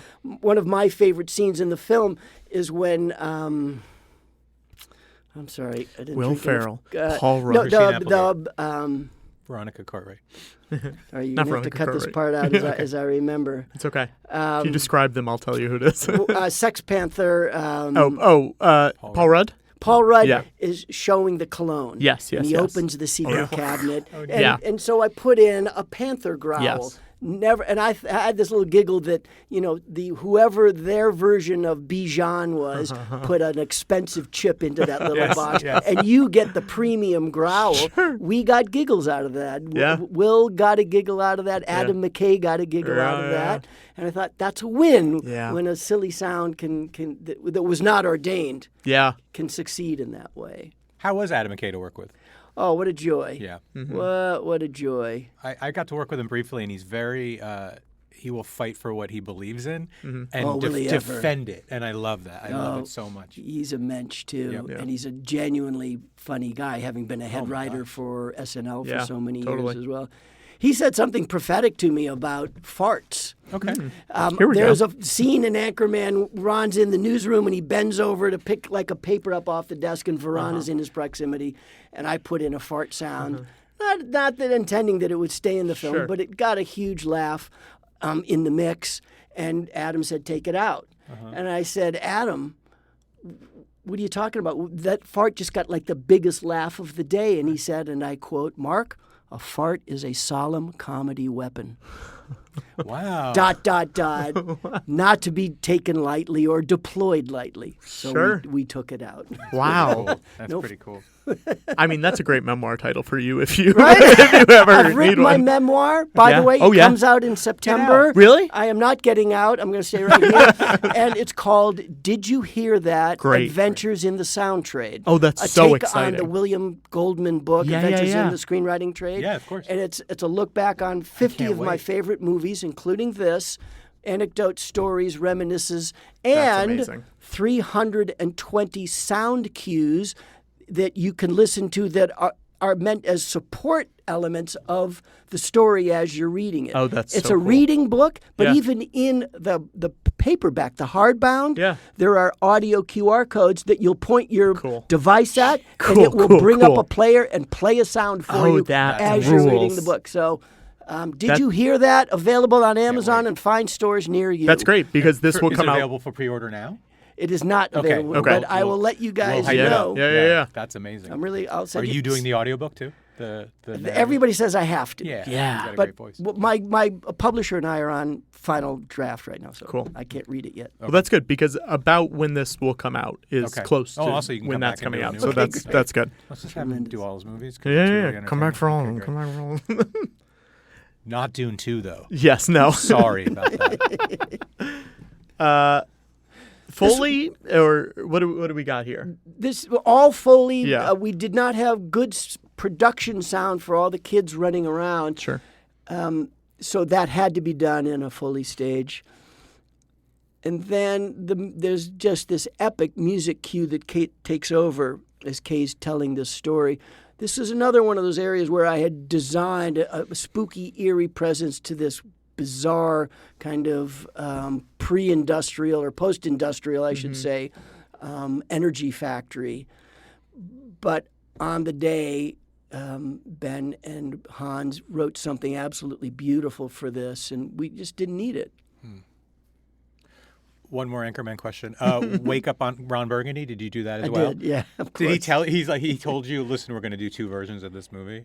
That's not the way it occurred. Oh, okay. The way it occurred was we were previewing, and we had done 9 audience previews, and the original version that had an underground movement called the Alarm Clock. Yes. And they the bank and kidnapped everything. Ron and Yeah. Veronica. That was not getting the scores that they wanted, and they realized after 9 audience previews that they had to rewrite and reshoot and come up with this new ending, and that's where Wake Up Ron... Well, Wake Up Ron Burgundy is the version I started on. The version that got released in the theaters, Anchorman, is the second version with with rescuing With the the zoo. panda Right, in right, the zoo right. Yeah. and going into the bear cage. Yeah. That's the reshoot. That was never in the original. That was Wow, never that's in a the wild, original. strong And ending. entire characters, famous actors, got cut out Maya of. Rudolph, Amy Poehler, Yeah, I think, exactly. are in that. Yeah. Cut out entirely out crazy. of the movie. It's still really funny. It is really It's funny. So good. Yeah. Okay, sorry. We can get off Anchorman. It's okay. Water, like rain, is that hard to record? Like, do you like to go into it? Do you stay in a garage under it? Like, what is your rain process? Before I get to that, I want to Yeah. point out something here that when I saw this, and it was confirmed after the fact, the sound of this Dina bass machine, as it's called, is based on what it actually was modeled after in production design. It looked to me like an old-fashioned moviola, a green monster, as we called them. Yeah. And if you look at this, you look at moviola That's on really- the web, and you'll see that. Yes. And the minute I saw that, he's accessing something like a microfiche database that worked off of old film strips. So I recorded an old-fashioned moviola, and that's essentially the sound of the Dina bass machine. Where do you find a moviola? I own one. Of course you do. I kept mine from 1976. Yeah. It's a relic from another century. It's steampunk as it gets. Sure. But anyways, it still works, though. It still works, and I That's- recorded it for this That's machine. cool. But to answer the rain question, Yeah. because it's a really great question, There's a lot of rain in this movie. Yeah. we live in an era of immersion. Mm-hmm. And immersion's a buzzword in a way, but it's a big buzzword in the audio community because we want audiences to feel immersed. Yeah. With the advent of Dolby Stereo, we put you the audience is surrounded by sound. Part of the problem with traditional library rain is that it's hard to record because you have to point microphones at rain. Mm-hmm. Because if you stand in the rain, the microphone gets soaked, and you get soaked. Yeah. And I couldn't find any immersive recordings of rain.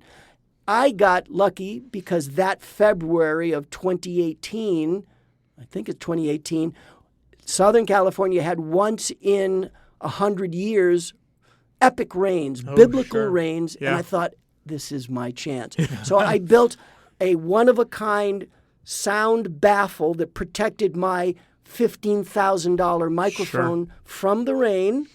And then I built protective baffling for me because if you go out in the rain to record rain, you can hear the rain on your raincoat. Hitting splat, everything. splat, splat, splat. So I had to put absorbent padding all over me that could only last 20 minutes. So as soon as it rained, even if it was 3 a.m, bye, honey. Gather up my gear, go out to a quiet place up on Mulholland Drive or the parking lot of like Bevmo or something like that. Put my mic stand in the middle of the empty parking lot and stand there for 20 minutes absorbing water. And then at the end of 20 minutes, I could hear the water starting to drip on the microphone, jump into the car, ring that out, ring myself out, repeat as needed. And I got these beautiful immersive recordings with an 8-channel microphone. That's cool. With like surround sound. And I think that made the rain exteriors that we experienced that much more believable and compelling. Totally.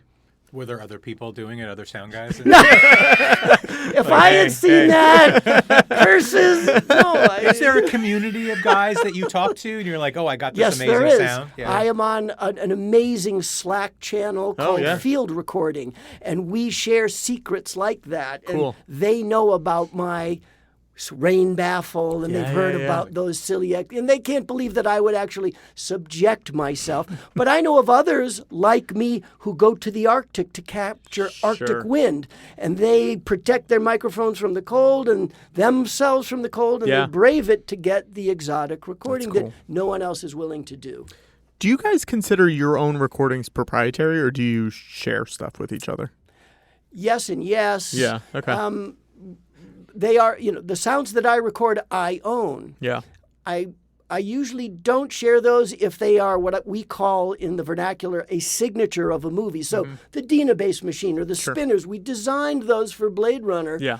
I don't want to give those away to somebody else because really the studio owns them. Yeah. They're known. They're attached you don't want to to in this Saw 8 movie. or whatever. Yeah. Right. Yeah. But there are generic sounds even for movies like this. If I recorded Rain is a relatively generic sound. It's not, you couldn't tell me, oh, that's Blade Runner Rain. Sure. So I might trade that with another respected sound designer who I know I have a sort of a, what's the pari passu relation? If I give him something quid great. Pro quo. Quid pro quo. Thank you. I got my yeah. Latin backwards. Yes. He'll give me, or she will give me back something equally as compelling. Yeah. And so that happens often. Yeah. Have you ever heard your stuff in a movie and you're like, wait a minute? Dude, I've been doing this for 50 years. I hear my sound in hundreds of movies because I've been selling my library, and my library's been copied and stolen a number of times. Oh, wow. So I hear my sound. And in fact, for the first 40 years, I didn't sell my library because it was my library, and I didn't want other people having the benefit of my sounds. And then I realized I was going to die and maybe leave this earth without sharing that as a resource for others. So I thought, now's the time to let go. Sure. Thousands of people, and I've gone to lectures around the world and sat in sound studios, and I've seen my unique ID numbers in other people's timelines and thought, what am I doing here in China? Yeah. And I didn't sell these to these people. That's so I fascinating. thought, I got to let go and give to the world. So now I sell at prosoundeffects.com. There you go. Ask for it by name. I feel like ultimately that's probably good for you. It's like Neil Young selling his music catalog or whatever. Like ultimately, it probably is a good thing also, for you it's in the good long for run. the craft. It's Well, good but so something people can have it. materially changed about 10 years ago, which was that in the early days, in the 70s and 80s, I was differentiated by the fact that I did fresh, bespoke recordings and my peers did not, or did less than I did. That made me more expensive, and that made me that meant I didn't do a lot of movies because some producers don't have that kind of money, but that's the way I want to work. Yeah. By the late 90s, the kind of work I was doing became part of the process. Bespoke, it almost became an accepted practice where for me in the 70s, nobody did it. Yeah. In the 2000s, everybody's doing it. Sure. Now it wasn't that special any longer. So I thought, what am I protecting now? Yeah. The missiles that were just being fired at him. Do you remember how you got to that sound? I don't. Yeah. They're cool, interesting this noises. Crashing, the fun part of this is that, well, there's two things. That whining sound, but this crashing, we went to a junkyard, a scrap metal yard, and we dragged a giant metal block through, like an eighth of a mile of metal scrap. Because I didn't have the sound of a big thing crashing through lots of smaller metal things. Sure. We could have done it in Foley, but I wanted it for real. And I even have video of this crazy recording session of tons of scrap metal getting blasted out of the way. But that sound of K crashing, which should have been a very science fiction-y sound, is in fact the sound of an old biplane from like World War I. Yeah. Which we call strut whine, going as it accelerates, ready to crash into the earth. That's what I used for that. That's really cool. I feel like all of our responses in this are just, that's really cool. It's like, wow. That's so cool. Yeah. Sorry. You're great. No, great. You are. No. I'm saying we're impressed by everything, which is great. What was the last movie or TV show you watched where you were impressed, like in terms of the sound? I loved Project Hail Mary. Yeah. Oh, sure. I thought there's, just the design of the alien I thought was incredibly clever, and everything else about it was very detailed and beautiful. I mean, unfortunately, maybe like you guys, I go to a movie like we go to like a great concert. Are either you musicians? Like if I go I'm a guitarist, and if I go see Eric Clapton play, I go home and I want to burn my guitars. Sure. I have the same experience when I go see a movie by a master, and I get depressed. Like, how did he make that? Yeah. How did she get away with? How did she do that sound? Yeah. And I leave depressed. But that's good that you've got guys that you're looking up to. Yeah, you're still that's I get it. Is there any kind of movie that you would like to work on that you have not yet? Yeah, I've never done a Western. It's the only genre I haven't attempted yet. I haven't even been asked. Do you think that's just because there aren't a lot of them being made, or why do you think that is? Well, I don't know. I mean, there was a Kevin Costner attempted with the Horizon series, and I actually was in the running and didn't get the gig. Oh, interesting. maybe to my benefit. Did the second one ever come out? No. Right? No, he made a second one. Yeah, think that's it did. amazing. And he has a script for a third. Great. Yep. Yeah. Spielberg wants to make a Western next, too. There you go. Yep. Have you done a Spielberg? Not to. Well, I did Raiders of the Lost Ark, and I did Gremlins, where he was the producer, and Poltergeist, that he was the second director on, if you will. Yeah. The Tobe Hooper issue now notwithstanding. Yeah. So yeah. How was he to work with in terms of director sound person relationship? Tremendous, because he just has an intuition that's makes his movies what Steven Spielberg movies. Yeah. I ask what if you work disagree on a with Steven Spielberg? Yeah. What if you're like, well, that does work, Steven? Like, has that ever happened? I would never say no, that does work. No, not like that. I might, but I believe that I'm hired for my sensibilities. They want Mark Mangini to bring what he has to offer because a director can't think of everything. Sure. And the great directors understand that and give us sound designers the leeway to have a piece of ourselves in their films and to present. Denis is a genius like that and gives us at least 2 months of what we call playtime. There's no brief. He wants us literally to follow any thread, any instinct, however crazy. Yeah.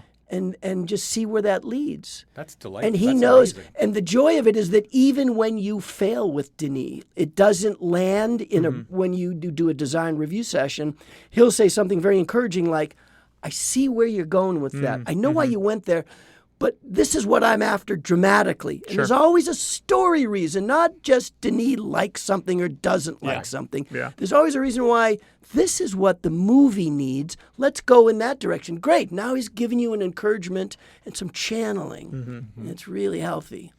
What would a bad director say in that situation? He would just someone that you're not getting along with, hold maybe. His breath. Yeah. I've never had a director hold their breath. No. The worst thing I think that I can hear is, well, that's not it. Oh, interesting. Because just not knowing, not even having an opinion about it doesn't put you in the right direction. to me, just throws into question, who are you? Yeah. How can you be a director and not have an opinion? Yeah. And then there's the micromanagers that want to tell you, okay, here's what I want you to do with the spinner. I want you to take the sound of an old Mustang and then just record the muffler and then put it through a harmonizer and change the pitch. But don't just leave it that. Put a modulation device on it and make it go up and down and up. And so they've kind of, all you end up being is like a robot. You're an automaton in service of somebody else's creativity. Sure. I don't want to be a part of that. Yeah. Were there moments on any movies where you got midway through the production and you go, oh, this is not what I thought this was going to be? Yeah. There's one film, I will not name it, that I quit, and it's the only film in 162 films that I've ever quit. Wow. And the director and the producer were verbally abusive, and such to the point that I started to develop an ulcer. Yeah. And I remember distinctly driving to the studio one day. We were in the midst of a temp mix, and as I'm driving to the studio, I was thinking to myself, gee, if I got in an accident right now, I wouldn't have to go to the studio. That's a problem. And then I took a beat, and then I thought, what did you just say? Yeah. And then I thought, this is bad. It's not worth it. And I finished the day out, and I called the head of post-production to that studio and said, I can't take it any longer. I got to leave the film. I'm sorry about this, but I promise you I'll leave you in good hands. And his first response was, what took you so long? Oh, wow. Yeah. He had heard it before with these particular filmmakers. Sure. So, did you see the movie after a no, while? I couldn't watch I it. guess. Yeah. Bring back some kind of PTSD or something. Yeah. Well, I think you also assume if you're going through that issue, you're not the only person going through that issue. It's I was told I was not. Yeah. Yeah. And he was very generous about it. That's good. Probably wanted to go too. He's stuck. He was the head of the studio.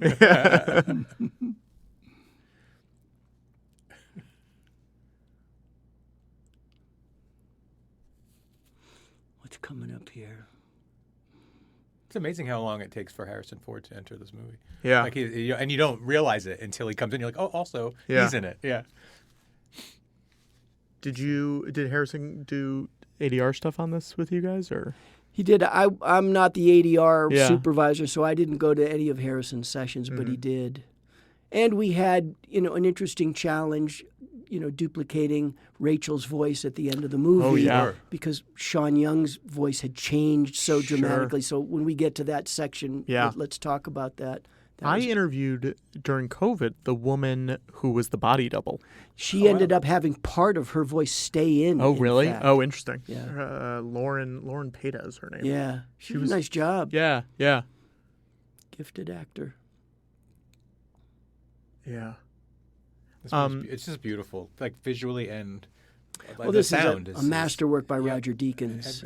Every shot. Everything that I see is a painting. Yep. There's a great, you did his podcast, and it's great. People should absolutely listen to that. It's like... I was so honored that he brought somebody in sound onto that stage.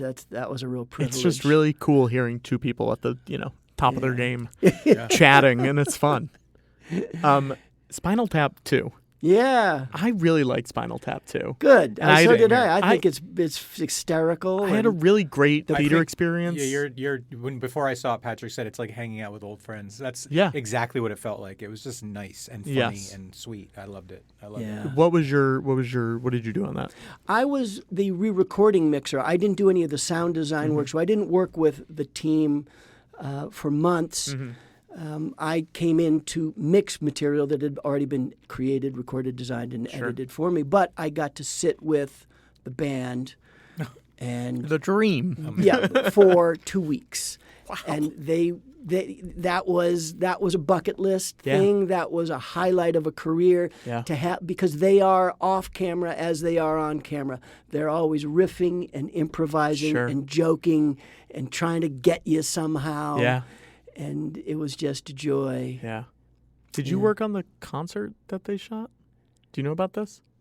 Which concert? There's because there's a concert in Spinal Tap too. But there's one that they shot afterwards at Stonehenge. No, I didn't even know about that. I don't know what the status of it is. I didn't know if you had done anything on that. A fun little footnote about Spinal Tap 2. Yeah. There's this spoiler alert. If you love the film or haven't seen it, close your ears. The song Big Bottom is featured in the film, and in the rehearsal for Big Bottom, we cut to a giant prop in the air of a big bottom. And so one of the design challenges for us in sound was, what was that going to sound like? We get to the final mix, we preview 10 fart sounds. Now remember, we're getting paid a lot of money. We're professionals in Hollywood, and there we are with Rob Reiner and Michael McKean, and here's fart number 1. Here's fart number 2. Ad nauseum. And so I'm giggling just thinking I'm going through this exercise, playing fart sounds. And Christopher Guest didn't like any of them. And he said, how can you ruin the single simplest thing that sound people are charged with doing, the fart noise, right? So he said, put out a microphone. Put up a recorder. Put up that scene. And he bellied up to the microphone, and in sync as we're watching the scene and we cut to the big butt, he makes a and that's what's in the movie. That drops the mic and walks out of it. Yeah, right, mic dropping. That's amazing. That was a moment to be savored, if you will. Oh my God. So much of your career has to do with farts. Oh, sorry. I didn't mean for it to go there. No, I love it. I love it. Never apologize for talking about farts. Also a great memoir title. It's one thing I don't like about this movie is the lack of fart jokes. Yeah. There would be no room in this film for a fart joke. It is a solemn comedy weapon, as Adam McKay had stated unequivocally. Yeah. The Rachel scene maybe could have one. I don't know. Just put it over Jared Leto. Yeah. That's amazing.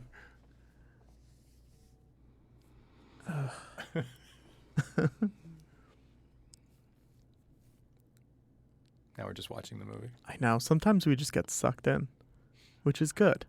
We've not been saying much about what's on screen. No, it's good. It's good. But let's talk about what's on screen. Should we do that? We can if you want. Well, a lot of people listen to this podcast and just listen as well. Yes. Like, so we could. Oh, they way. do. Yeah, the both. soundtrack both. is. Yeah. Yeah. People drive and are going to listen to you talk about farts.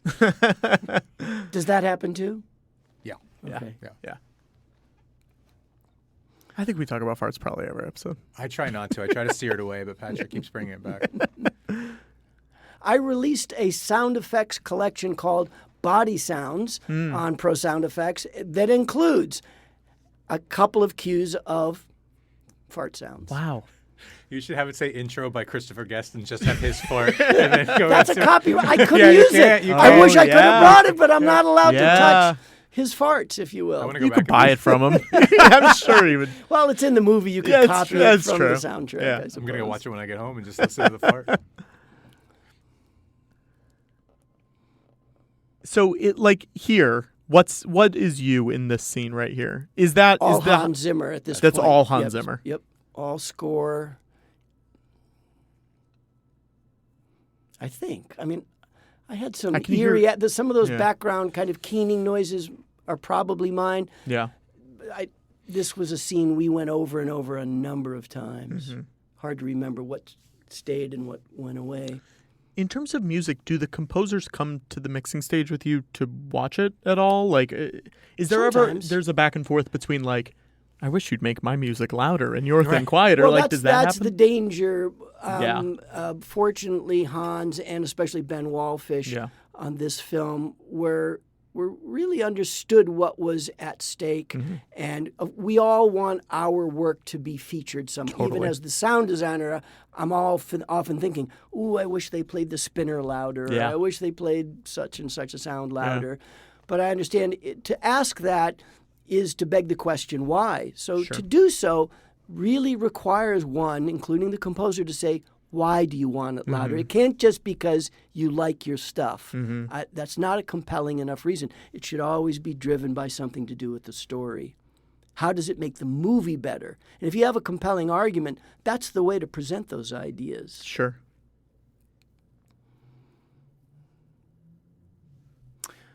There was some fun sound stuff here. Some birds I hear, yeah.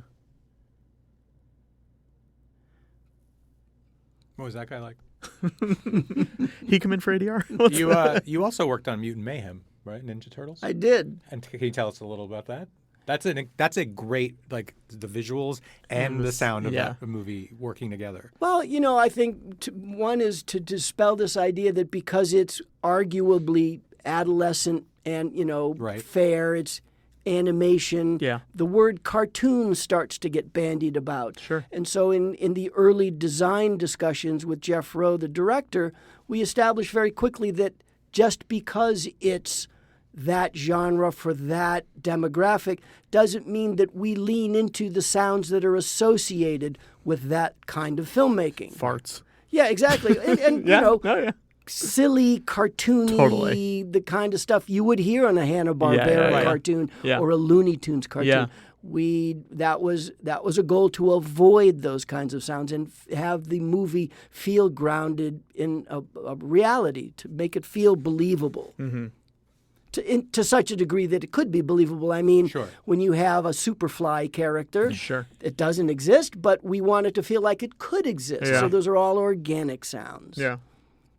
Yeah, the sounds in that working together with the music choices as well were really. It's kind of like this movie, and how well they blended. It's a really good job. It was great. Well, to have the Nine Inch Nails cats as your composers was such a great choice by Jeff. Yeah. Fresh start in every way for that franchise.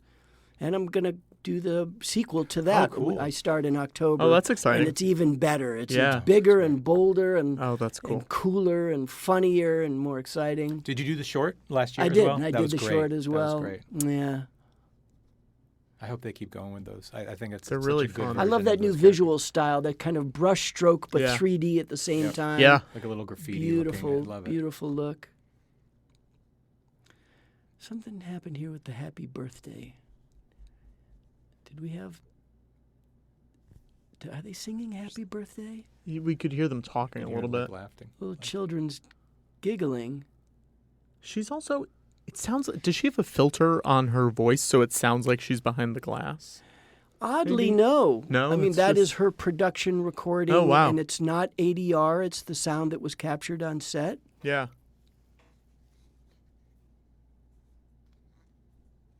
But, of course, these are all these images of the kids. So everything you hear from the kids is sound created in post-production. There's a great moment. You asked earlier about stuff that stayed from the long version and stuff that didn't stay. There's a great moment we'll see later where Kay kind of loses it. We go into the control room and he loses his temper. And there was a big discussion between us as the team, the post-production team, with Denis about... They took it out. It was reasoned that a replicant would never lose their temper like that. Oh. And that was a rare moment where I just said, Denis, I disagree with you. And here's the reason why. I think you need that moment for the audience to bond with Kay in a way he's been so aloof up to this point that we won't get the emotional payoff at the end of the movie when he decides to let go. Sure. If we don't see him lose his temper here, even if it's out of character.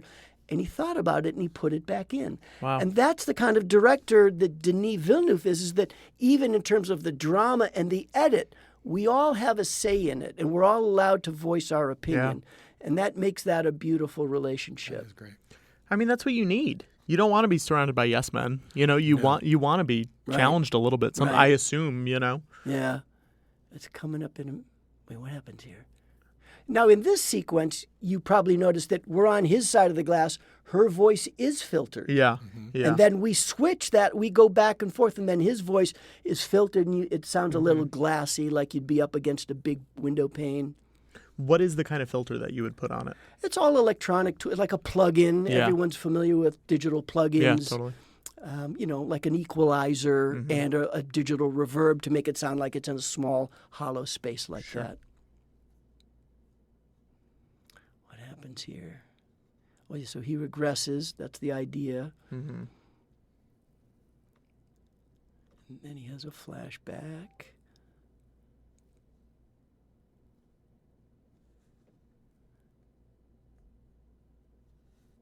And he's hearing his youth. They're clomping around in that abandoned factory.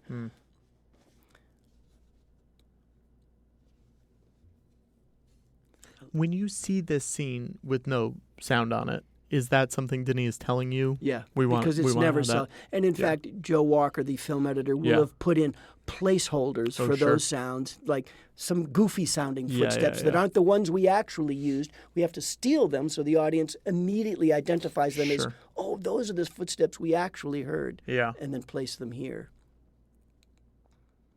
So I think he loses it here. Yeah. But you really feel for him. Sure. It's such a beautiful music cue, too. Yeah. This was a movie that I saw in the movie theater when it came out, and then I didn't want to rewatch it again. Why? Because I had such a perfect version of it that I'm always nervous when you go rewatch something, but then I watched it again a few months ago, and I was like, oh, never mind. That wasn't in the film for a fair amount of time. Yeah. But it's so powerful. It's such an important moment. This is the scene Denis was shooting when I arrived at Budapest. Oh, yeah. This is a set on a soundstage with scene extension. Oh, wow. But actual snow, I mean, whatever the fakes, I mean, the snow is not a visual effect. Yeah. Sure. It was on set. But they were setting up to shoot that wide shot as I walked into the studio. Do you have to sign a lot of NDAs? Yeah, of course. Yeah, just in case the interview doesn't go well. As I said, I wasn't allowed to even read the script. Sure. How do you speak meaningfully to a director when you don't even know the story? Right. So we wrote this stuff, and we recorded it, and then processed it to sound like a police bullhorn. And this dialogue is a famous, this is word for word repeated from an acting exercise that many method actors will learn. I don't remember the genesis of this, but this was not in the script. This is something that, it wasn't Denis who thought of this. This showed up on the set last minute. It must have been him.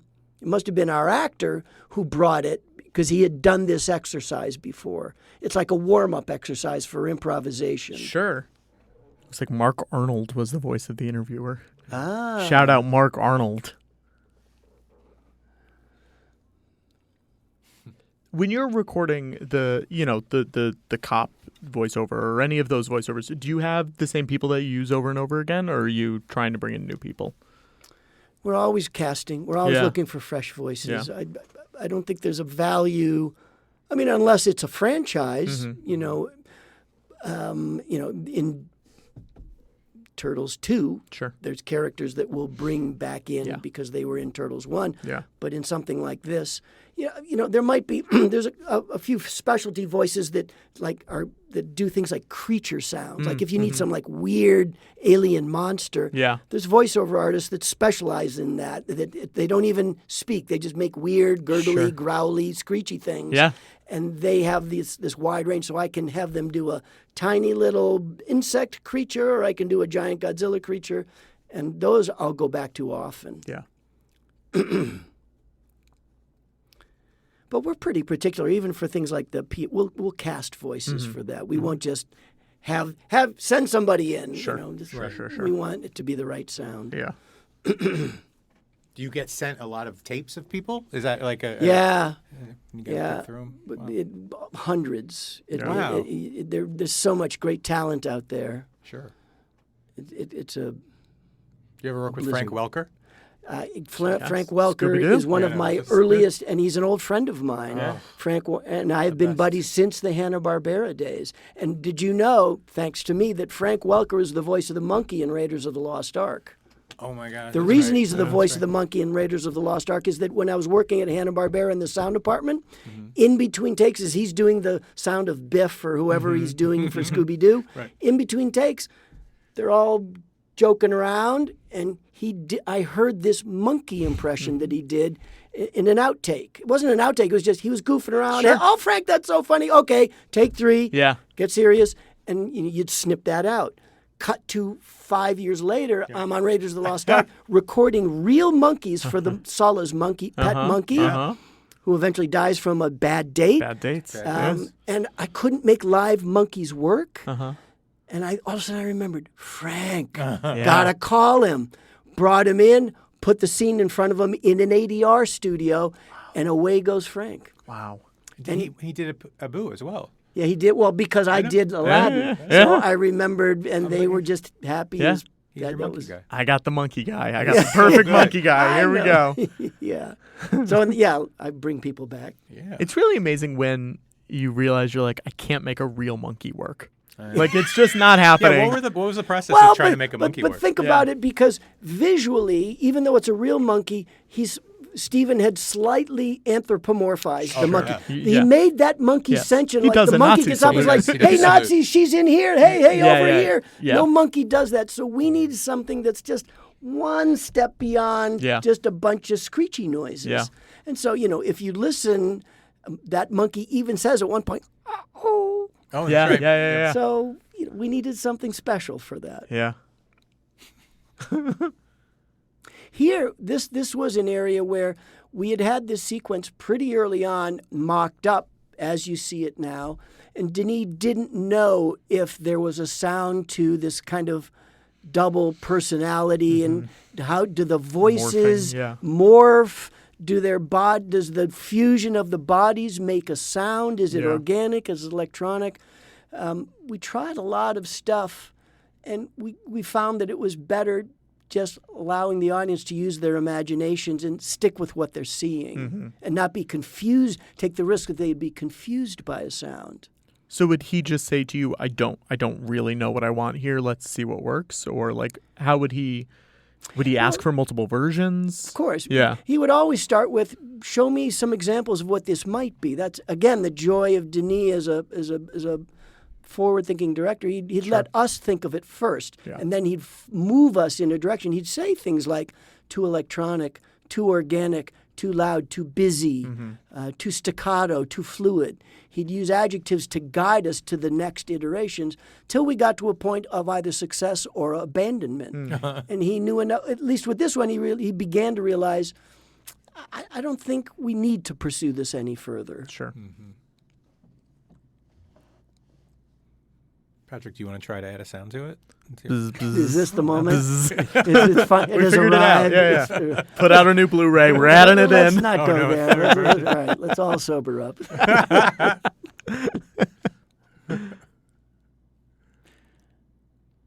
One of the things that we did do, and you can hear very faintly, is that we had both actors do sensual breathing because we had none of that from the set because this was going to be a visual effect shot. I don't think we had good, clean production sound.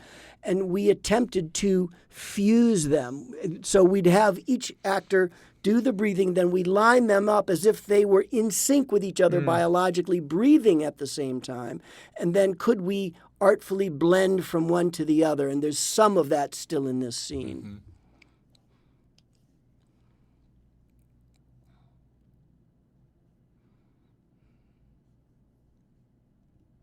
What were your thoughts when you first read the script?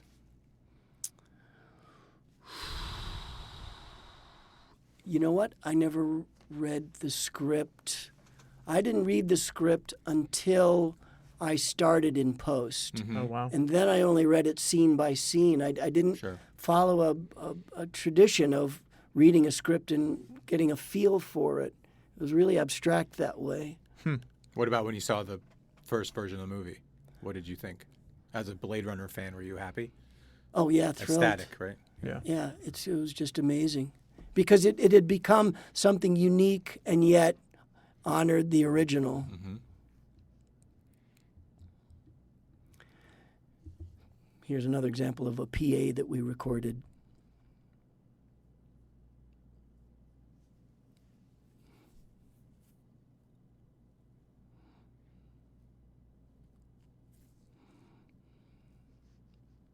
She's so good. Mackenzie Davis, I think is her name. She went on to be a Terminator. Oh, yeah, well. she did. You're right. Yeah. She's great. No, she was a cyborg. She wasn't a Terminator. Sure. Sorry. Sure. Sorry, guys. Wow. I'll see myself out. Let's start over. Let's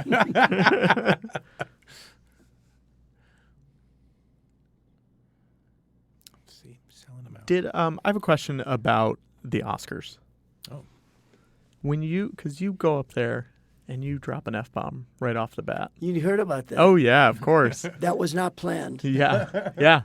Is that just a moment of, I'm so excited, I'm so happy, like, that's it? It was shocking even to myself because I don't think I've dropped an F-bomb yet here today. No, I don't think so, yeah. And I was raised Catholic, and I just believe in being a mannerful person. Yes. And that came from a place I don't know of. But it's such a joyful moment. Well, Part of that exaltation came from a moment we as a team, we had been circulating, we had been on the award circuit together. Yeah. Roger and the whole coterie of people associated with the movie were the BAFTAs and the MPSEs and we had been to all the award shows together and watching each other win awards and supporting each other in that process. And there I was for Mad Max. Yeah. And I had seen 4 of my peers win Oscars in their respective departments, and I was so excited. And I was, is it going to be me? Is it going to be me? I don't want to fail them all. And as I walked on stage and I looked out into the audience, I saw them all in their seats holding their Oscars, and I just said, "Effing Mad Maxers!" I was so excited for us, what we had accomplished together. And I don't know where that came from. And there's a certain irony in the sound guy being muted. Yes. Although in Europe, of course, all my friends applauded me for that. Yeah. Did they yell at you? They did.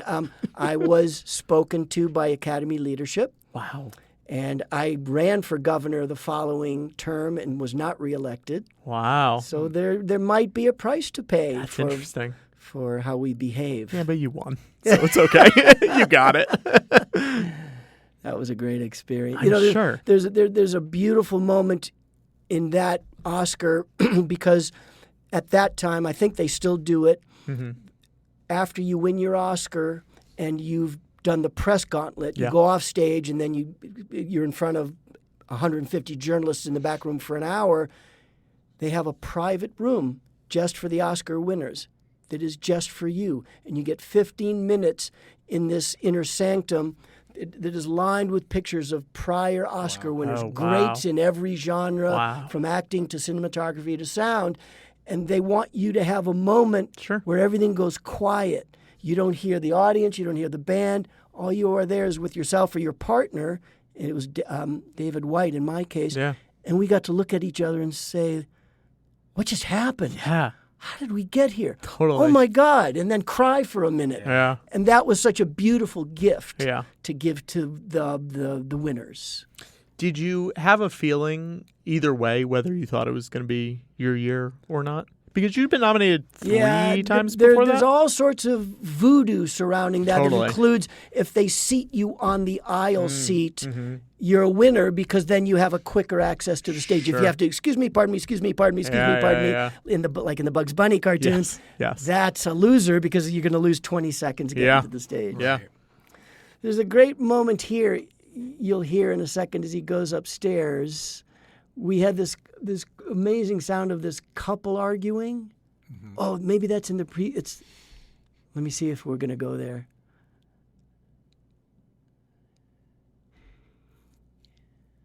What's the film he's in? He's such a good actor. Captain Phillips. Captain Phillips, yeah. But he's also in, they did like an anime Blade Runner after this. Oh, did they put him in it? And he's in it too, which is great. How is that, Patrick? I have not watched it, but I just know that he's in it. Yeah.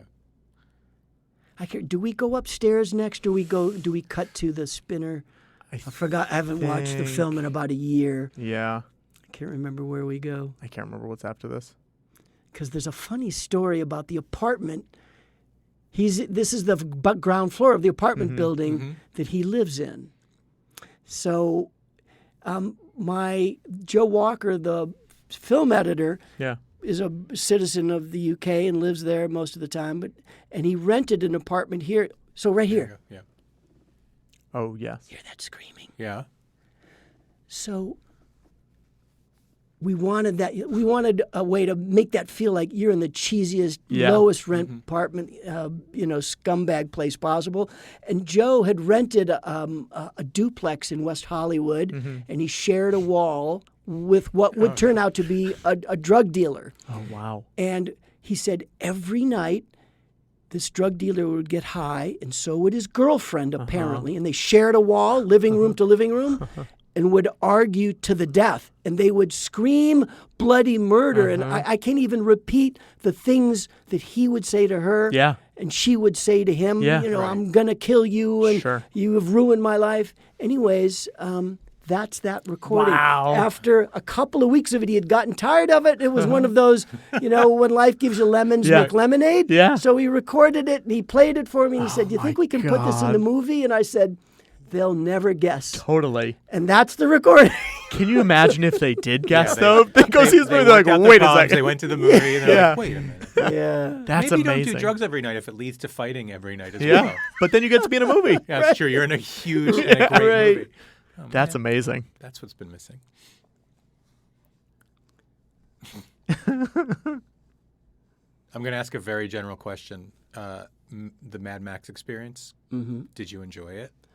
Yeah, that was amazing. George is very much like Denis Villeneuve, where he hires the best people, and then he kind of sets you free to do what you want to do.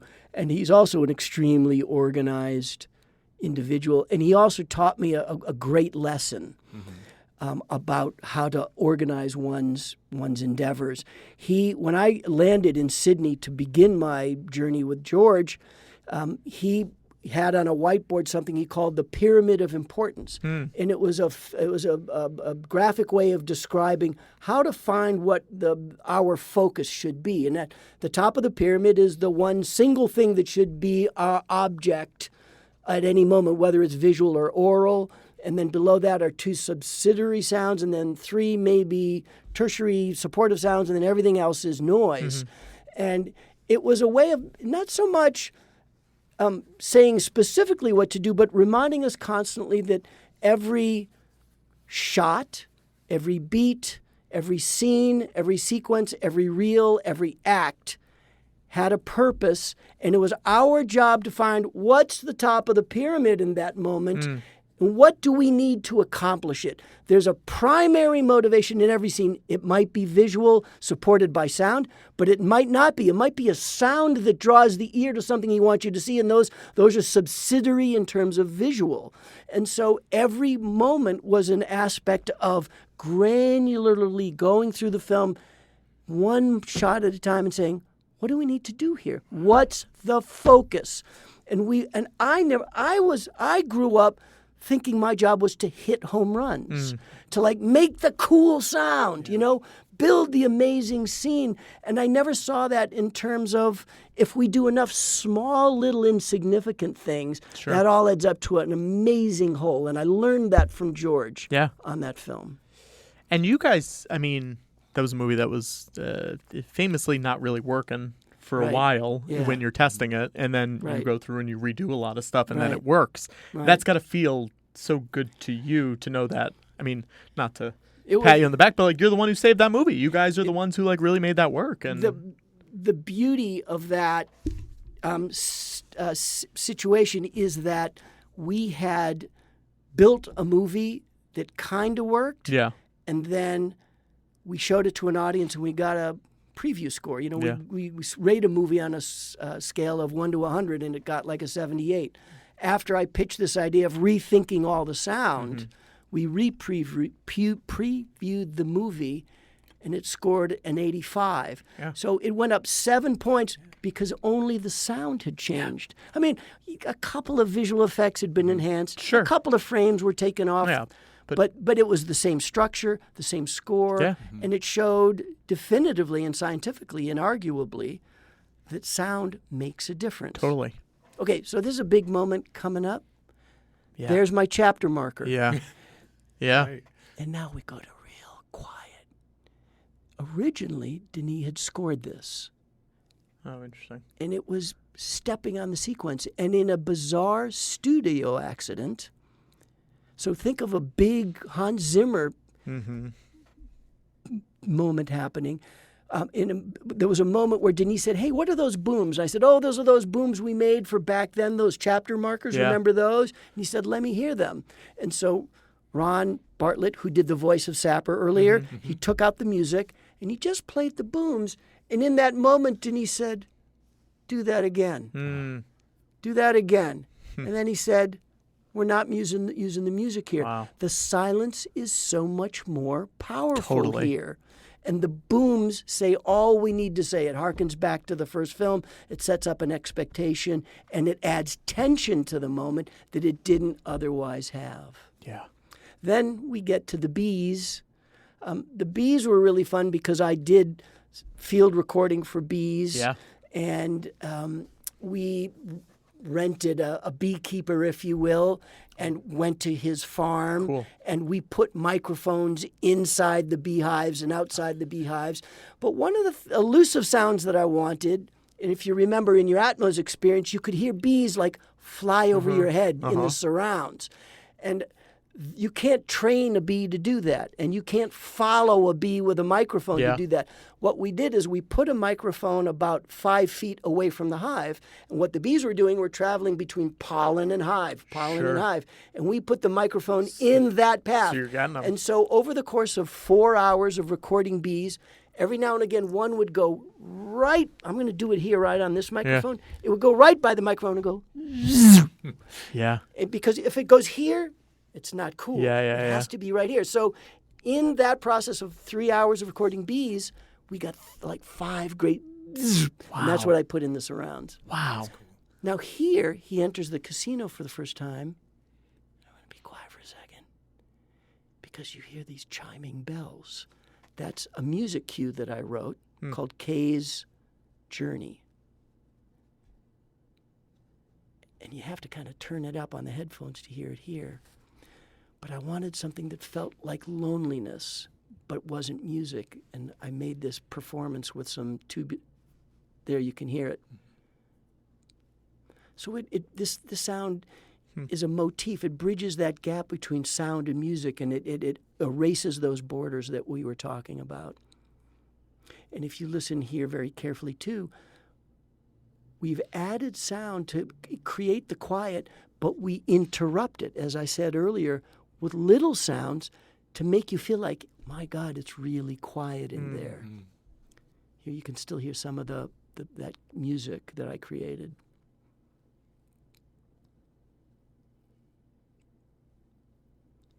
For something like that, are you really just doing that? Yeah, we did that in That's it? Foley. Yeah. Yeah, we have a roulette wheel. Yeah. We make that sound.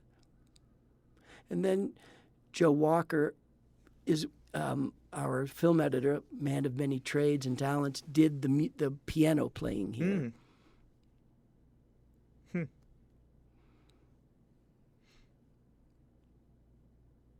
But deathly quiet here. Yeah.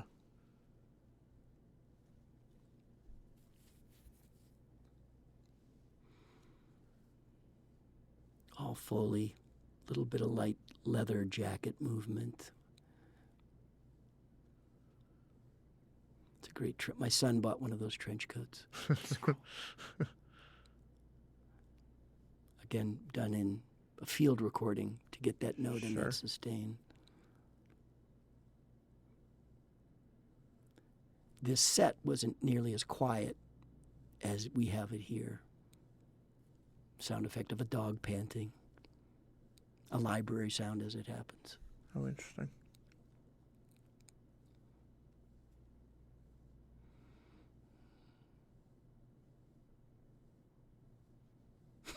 There he is. What a great voice he has. Yeah.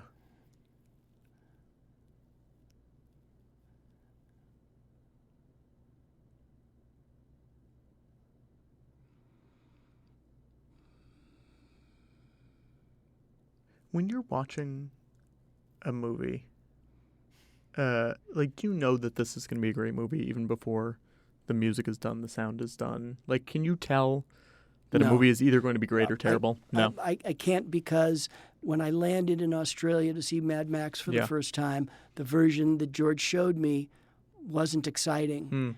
And it depressed, and I didn't know if I could do enough. It was sound enough to make this the movie George wanted it to be. Yeah. So I don't always know. Yeah. And in fact, back to 48 Hours, that script was tedious. The minute I saw the dailies with Eddie Murphy riffing and just doing something that wasn't even on the page, I knew that was a hit. That was amazing. Now, what about his gun? It's the original blaster. It's the similar noise. It's the same blaster, but they have to be, so it's the same one you heard in the hut earlier. But I can't remember, is it the exact same one as the first film, visually? I'm not sure. Yeah. I'm not enough of a geek. I don't think it is. So he's about to go into the breaker room and throw the switch to turn off the power to the showroom, and that there's a fun buzzing noise there that is the sound of me turning my air conditioning on at home during a hot summer day. You'll hear it just goes, ka-jink.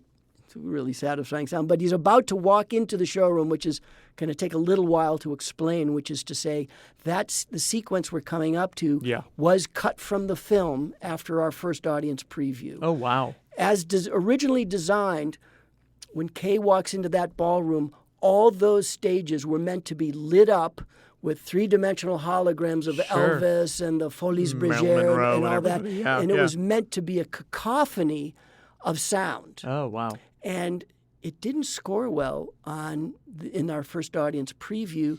So Denis, painfully, because he loved the scene, took the scene out of the movie. So here's that. That's my air conditioning. So now listen here to all these lights.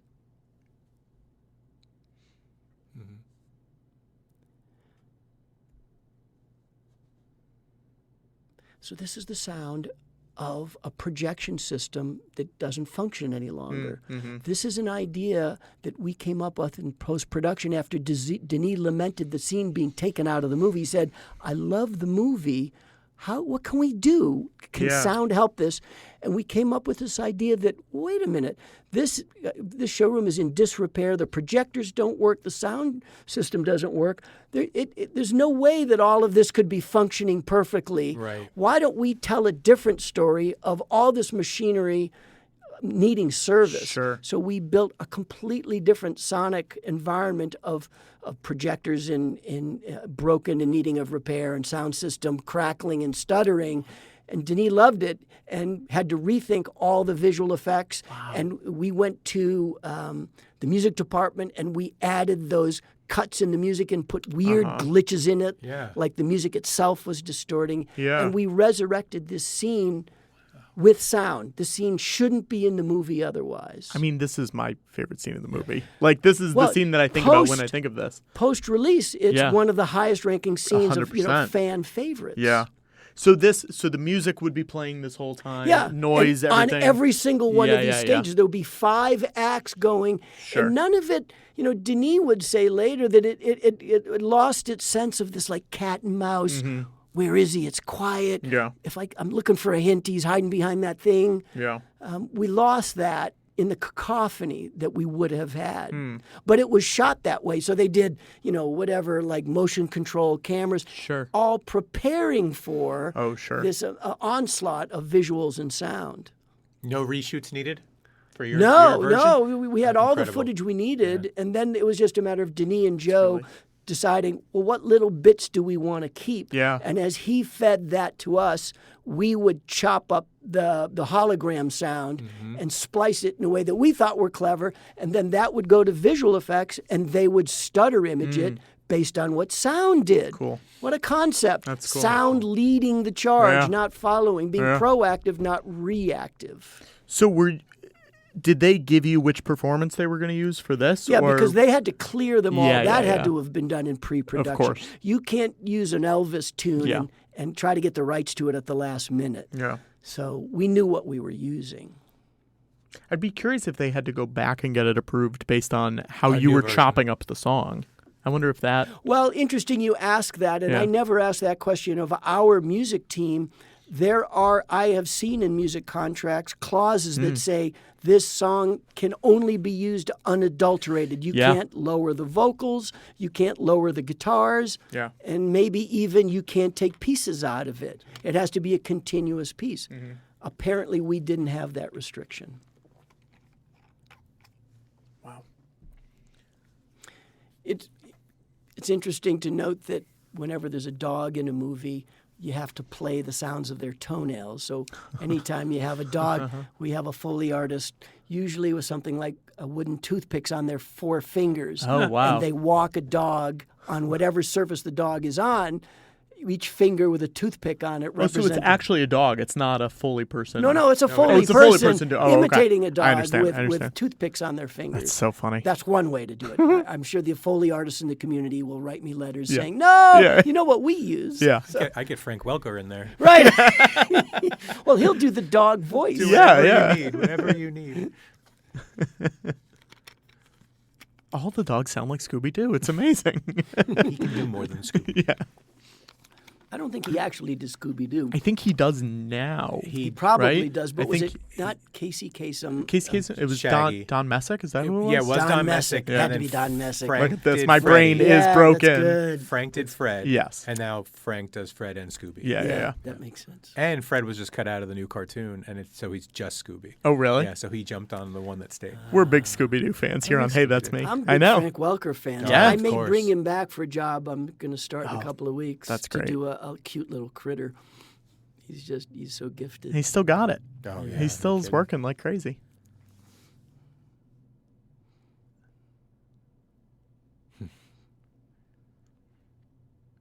I'm still flabbergasted there was a cut of Mad Max Fury Road that didn't work. Yeah. Because it's my favorite. It's like one of my favorite movies. Like it's the final movie is a perfect movie. I just read the oral history book. Oh, it's the that best. came out. Yeah. It's really good. What's the world history book? Oral history book? Blood and Chrome. Yeah. Oh, I don't know. Oh, it's great. It's stressful. Yeah. It's a stressful very read. stressful. George, along with Black and Chrome, which I've only seen once, George wanted to do and pitched to Warner Brothers the idea of doing a minus dialogue version. Oh my gosh. And Warner Brothers contacted me about it, and they just didn't see the cost didn't justify the return, I guess, and it never got made. But George always thought that it was a movie that did pretty well without dialogue. Yeah. If they wanted to do that, would they have to contact you first? No, they could just do it on their own. Do whatever they want. Yeah. Yeah. I've been left out of plenty of reissues of movies that I worked on. Can you watch that movie now and just watch it as a movie? Or are you like, I remember that, I fixed that, or I can never completely drop the memories that are triggered by a moment, especially sounds and things that George might have said as we were working together. Yeah. I'll never forget on the very, very last day after 13 or 14 months with George, he said something really beautiful. And maybe even perplexing. He said, Mad Max is a film we see with our ears. Mm-hmm. Yeah. I used that in my acceptance speech, in fact. Yeah. Yeah. Do you talk a lot about Mad Max in your book that's coming out? I do. There's one of the biggest chapters, and there's a particularly great 6 pages where I dissect the fight between Max and Furiosa when he first encounters them, and because the war rig is broken down. Sure. And I break it down shot by shot. That's cool. So it's going to be really cool. Will you come back and do that movie when your book comes out? Come back anytime. Of course. Please. Of course. We could just go through the book. Yeah. Yes. Yeah, there you go. Yeah.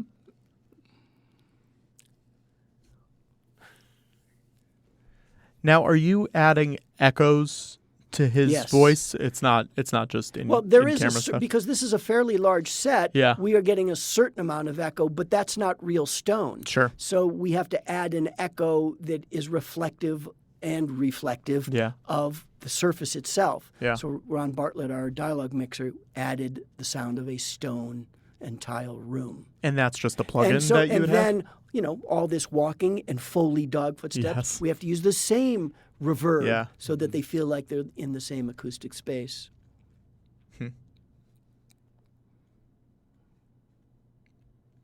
Do you think it's easier or harder for people to get into the sound world now than it was when you started? Oh, so much easier.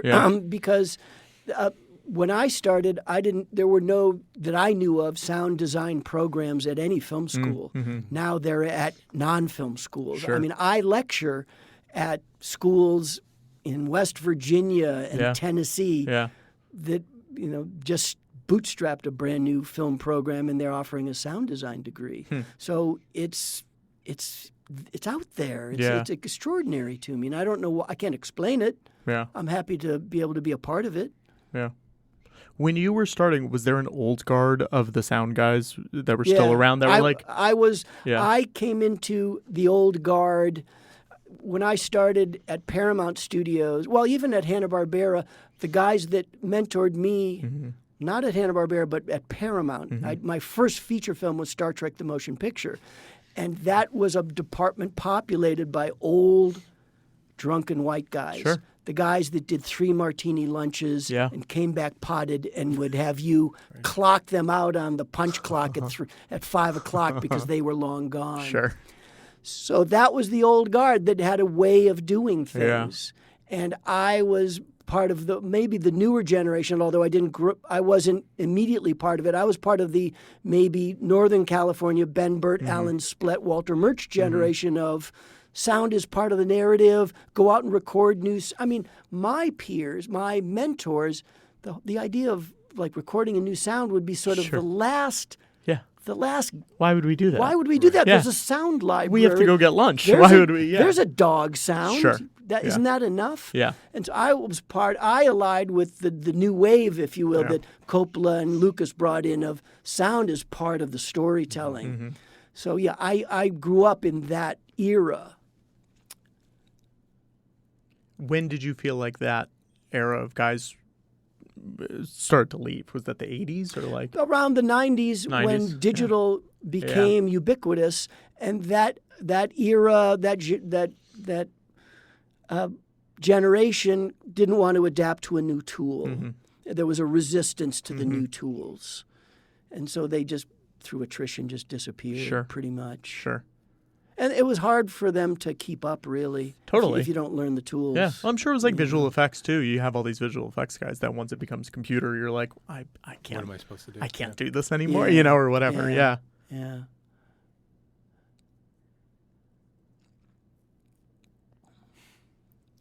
This was a great moment in the theater because Denis really wanted to feel the approaching spinners. And it's, I think, our loudest subwoofer moment in the movie as these craft approach and shake the building and land on the roof. And I remember Denis saying that needs to feel as big as cinema can create. And I remember hearing reports from the field that we were blowing up subwoofers in the cinemas and ejecting cones. The cone of a loudspeaker would propel itself out of its cabinet because we were sending too much energy to the speaker itself. That's a 40X movie. The cones are shooting everywhere. That's right. Watch out. Yeah. You'll hear again as these cats come out of the spinners, we reprise that cat purr as the breathing mechanism. There it is. Sure. There you can hear them. And then we're about to go into a really interesting sequence that requires a little bit of setup. We're going to cut to a nighttime sequence after they leave Kay alone to die. And the Rebel Alliance, if you will, finds him lying on the floor and brings him to a campsite.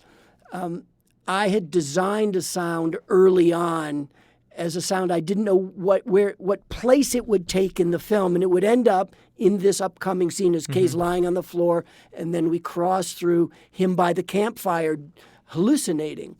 That sound was the inspiration for something else because I woke up one morning hearing Nine Inch Nails in my head with this distorted guitar solo. Yeah. And then right after that, on my iPod list came a Hungarian women's choir. And I thought, what if I fused those two? What if I layered distorted guitars on top of each other? Yeah. Wow. And so I recorded that and came up with this crazy, wild sound. And I didn't know what to do with it until I landed on this scene. And you'll hear it. The scene starts with sound. And as we go through Kay lying on the floor in the dark, Kay by the fire in close-up sweating, and then we push through the fire into the sparkling lights of the city, the score takes over from it. But this was one of those handoffs, one of those erase the borders moment where I designed the sound. It's very musical. It's made with a slide guitar through a bunch of distortion pedals and reverbs and delays, and give that to Hans and Ben, and they wrote a cue in the exact same tonal centers and segued out of it. So you're about to hear it here. The dog walks in slow motion with Foley on glass floor and dirt as the spinners fly away. And then we'll cut to nighttime. So this is me, and this is a guitar.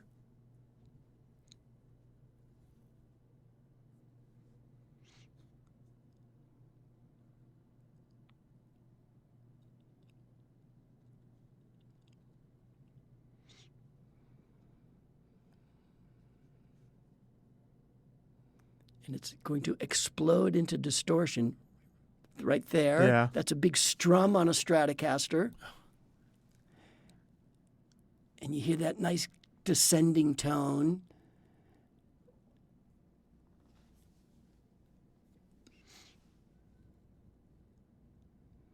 And then we're going to push through the fire. And just about here, we start to hand off to score. It's a very gradual crossfade. And here comes Hans and Ben. Yeah. And you can't even tell. Wow. Right. It's a beautiful Never would have crossfade. known. Right. That's so cool. And then you'll see, now there's the cosmic motorcycle, as Denis called it, like we saw in an earlier scene. And you're about to hear my foghorn as the spinners land. There it is. Yeah. And you'll hear it again as they land here.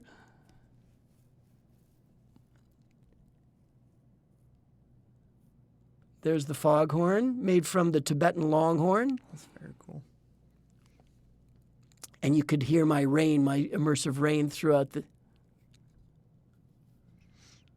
And then as we cut inside, you hear Kay's journey, that lilting metallic texture that I made in the casino. Wow. We reprise it here.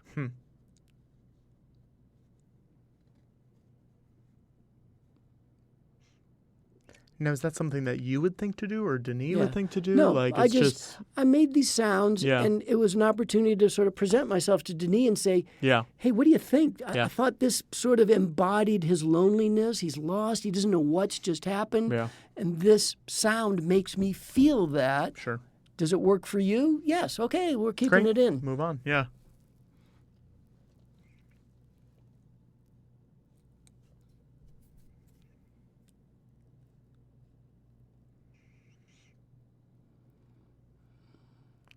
Now, when it's being tested in front of audiences, are you going to those tests, or you're just hearing afterwards what? This was one of the rare films that I didn't go on the test for. They did something really funny. It was such a top secret project that they sent out 2 crews with 2 prints on 2 airplanes. And only one of them was the real preview. One was a dummy, was a subterfuge. Wow. Because we were that scrutinized by the fans. Sure. So I never went on any of the previews for this film. That's amazing. Yeah. Did the guys who were bringing the prints know that one of them was a dummy? You know, kind of like only 2 people have keys to the football. I think like the assistant film editor carried the actual DCP, the hard drive with the data on it. I think that assistant film editor knew, and probably Joe Walker, the editor. Wow. And maybe the head of post. That's amazing. That's it. I'm not even sure Denis knew. Well, Denis was on the right plane, I'm sure. Yes. They didn't send him to Wisconsin and they go, nope, joke's on you. Right. Sorry, it's in Detroit. Can you imagine, though, when the fans hear that this is the movie they're seeing? Like, yeah, that's crazy. Yeah. What do you mean hear that? Well, like what sometimes they say untitled, like a secret sci-fi movie or something, or they get when someone approaches them and go, "Will you go to a test screening?" Like the fact that you would like months before. I'd go crazy. Before you know anything about it. I felt that same way when they called me to say, "You want to come interview for it?" Of course. Nerves. A lot Yeah. to live up to here. Yeah. But it's interesting to go back to something I said very, very early in our discussion. What I borrowed from the first film is embodied in that moment that we just saw earlier of these musical textures that I created. Mm-hmm. What we took away from that film was not a single sound, except for the Esper machine, those little electronic sounds. Right. We didn't take blasters, spinners, anything. Right. But we came away with a methodology, and that was, as we listened to those stems, those individual separations, we discovered that there were scenes where there wasn't score, but there was this ambient sound that was musical, but not melodic. And we would find out because we would get access to Vangelis's, the composer's original recordings. Yeah. He not just wrote the cues that we all know from the soundtrack album, he wrote motifs. And those he sent to the film editor, and the film editor cut them in like sound effects. Oh, wow. So we were hearing these weird ambient textures like in Deckard's apartment in the first film, and we were hearing them in the sound effects stem, not the music stem. And we got to thinking, oh my God, that's our mission, to compose with sound, as Denis had asked, by creating the same kinds of textures that Vangelis had made, but to make them for our film. So Dave Whitehead, Theo Green, and I went out and developed a palette of about 30 musical-like textures. We didn't know where they belonged. Just like Vangelis. He just made crazy cool sounds. And then we just randomly applied them throughout the movie until something stuck. And then we realized we are honoring the first film this way. The audience is going to think this is score, or they might think it's sound effects. But it doesn't matter whether they know what it is or not. It's working, and it's honoring the film in a way that's like a callback. Sure. That's so interesting. Did you know the guy who did the sound for the first one? Peter Pinnell? Yeah. Had you ever interacted with him? No. Yeah. No interaction, not even a letter. And is he still around? I tried to. I believe he's still alive. An extraordinarily talented person. Totally. There's still some amazing sound work in that film. There's a great sound in that first film. Whenever we see that kind of blimp-like structure, advertising off-world, and there's this phasey white noise. Yeah. That gave me nightmares. And I reproduced that sound for the movie, and you hear my version of it on the rooftop in the rain when Kay first meets Joy. How do you go about trying to reproduce something like that where you're like, I don't even know what this is? Like, what is your process for something? I have a good enough ear that I have a pretty good idea of how to make just about anything. Sure. I understand the rudiments of sound.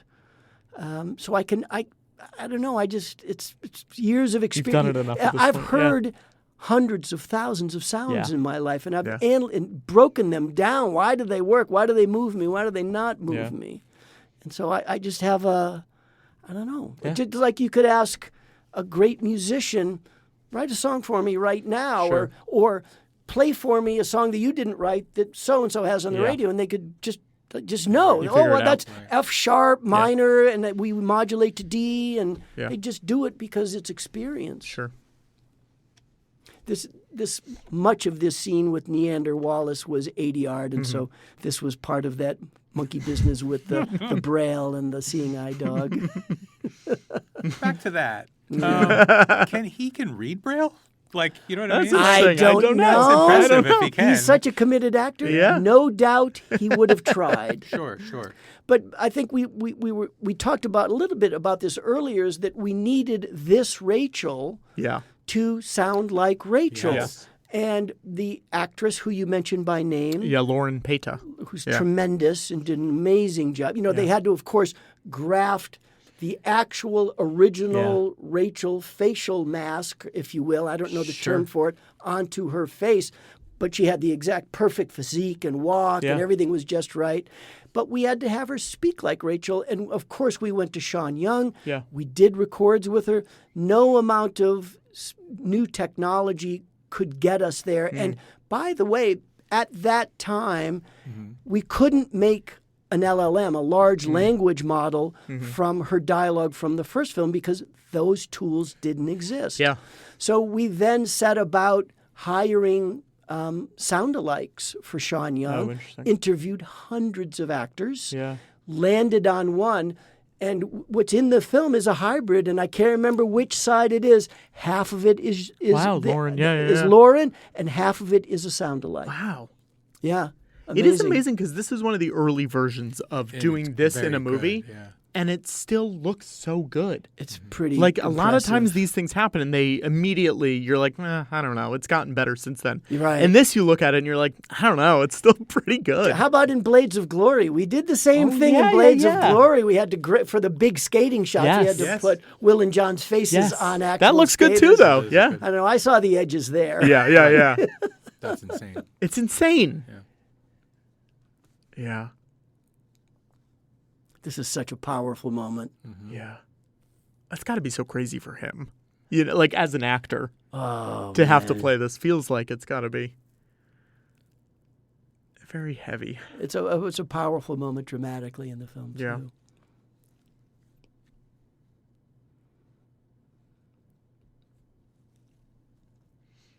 You think Jared Leto's nervous the day he shoots with Harrison Ford, or is he not that kind of guy? You mean is Neander Wallace nervous? Sorry. Yeah, because he's in character. Which is it? He's in character. That's true. Yeah. I don't think he's nervous about anything. Yeah. He's such a method him, dude. man. I hope I get a letter from him. Mangini, you're so wrong. Why didn't you talk to me? Why are you saying stuff about me? Now we're spoilers for 2 minutes from now. She gets shot. Her head goes everywhere. Yeah. What is that? Is that spaghetti? Is that like what is the noise that you're using for that? You have to. That's another podcast. Yeah. I'm not the special effects person. Oh so. no! I mean sound wise. I don't remember using. I'm sure I put something in, but Denis was never one to dwell on gore of any kind. Mm-hmm. I mean, for example, back in the birth room, I had very placental, birth canal-y, splatty stuff, and he didn't want any part of that.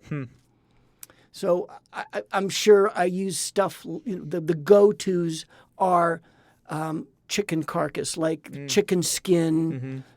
Kind of, hand manipulated in front of a microphone, like squeeze and squish. Sure. Also like punching an orange, like if you hammer an orange, you'll sometimes you get it to burst, and so you get that little bit of splat along with it.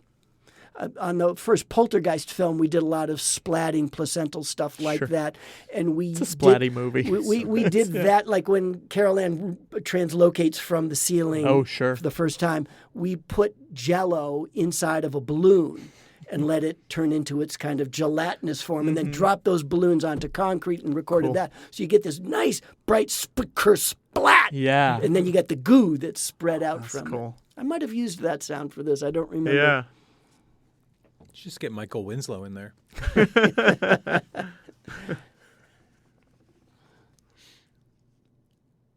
It is amazing because it's one of the most creative aspects of movie making. Like you just have to think outside of the box constantly for that kind of thing, to just rack your brain and be like, what are the things I can put together to make this work?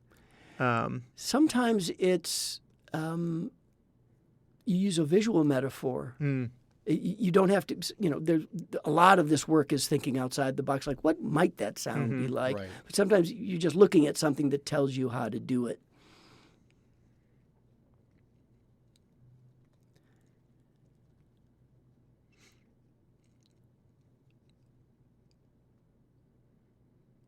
Did you guys ever talk about if there'd be a third one?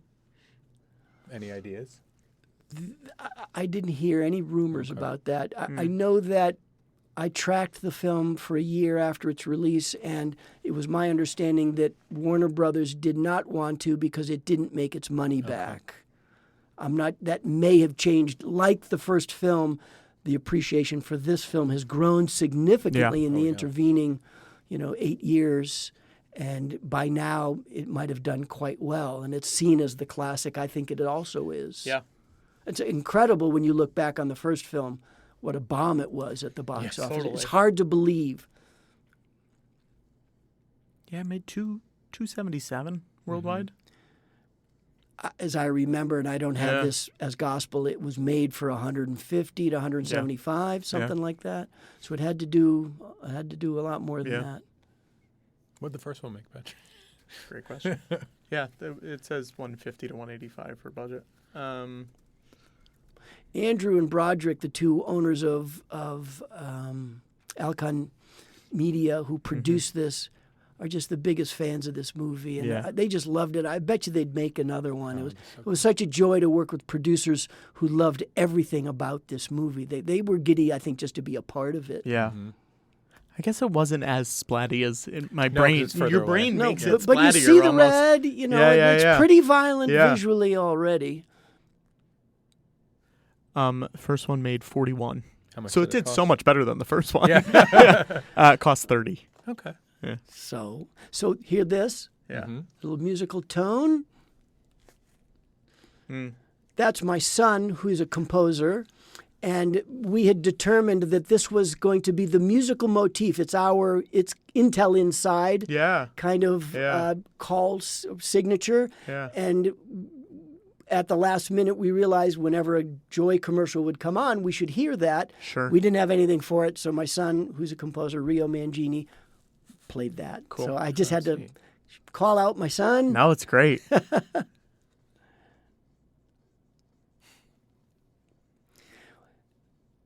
There you can see that sweeping light. That was my homage to the sound from the first film. Sure. Whenever the off-world blimp was around. Yeah.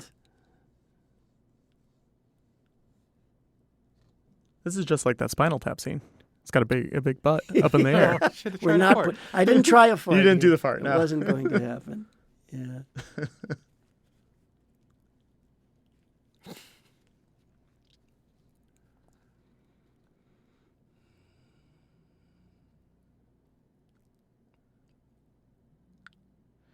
What is it when you're like finishing up on a big movie like this? Once you've finished it, are you working all the way up to a release? Like how soon until the movie's out are you done? Well, it varies. In the film days, the studio needed something like a minimum window of 6 weeks to do physical film prints. Now that it's digital cinema, that window has been shortened to some degree because we don't have to make film prints any longer, but we have so many more versions to do now. In the old days, you did your mix and you made a film print and 35 millimeter went everywhere. Now, after we've finished what we call the hero mix, that may be the Dolby Atmos, we make an IMAX mix, we make a stereo mix, we make a foreign language mix, we make foreign language mixes also for Atmos and Dolby Stereo and 5.1 and 7.1. Wow. So sometimes even after the creative work is done, we have another 3 weeks of what we call versions developing for international territories and deliverables for the future, making those DM&Es where you have the separations of the sound effects and the music and the dialogue. So very often, I have never worked right up to a release except on one film. Usually we're done around 4 weeks before the release. That's still pretty soon before the release, though. Like it's not that much time. It can be really tight. Yeah. I did the fourth Die Hard, Die Hard with a Vengeance, and that ending was shot 10 days before release when we were still on film, where McClane sees the helicopter crashed and he says yippee-ki-yay MFer. Yes, MFer. yes. I can't say that. Yes. And that was shot in the parking lot of the recording studio with a film crew, spliced in at the last minute, rushed to the laboratory. 10 days later, the movie's in the theaters. Because originally it had a real downer ending, right? He was fired. And that's crazy. I like the ending you guys went with. Yeah. Well, but, and it calls back, of course. It's hard to believe, in fact, that we had forgotten that was a signature of the earlier movies. So how long do you have to finish that? Finish what? If it's 10 days before release, you have to do sound for the ending, right? Well, in that case, that was only one shot. Oh, okay. They just spliced the shot in, so it wasn't much. We kind of knew, you rough it out, you say it to yourself, yippee-ki-yay, and then you put in 4 seconds, and that's a holding, shot for you. Mm-hmm.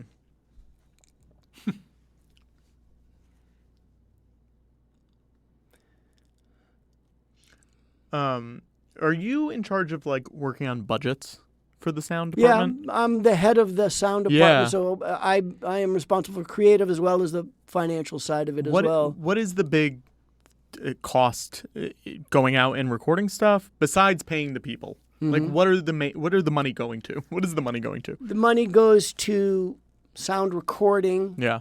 Sound design as a separate discipline, which is a group of people creating sounds you've never heard before because you can't get them by recording them or because they don't exist or they don't live in a library.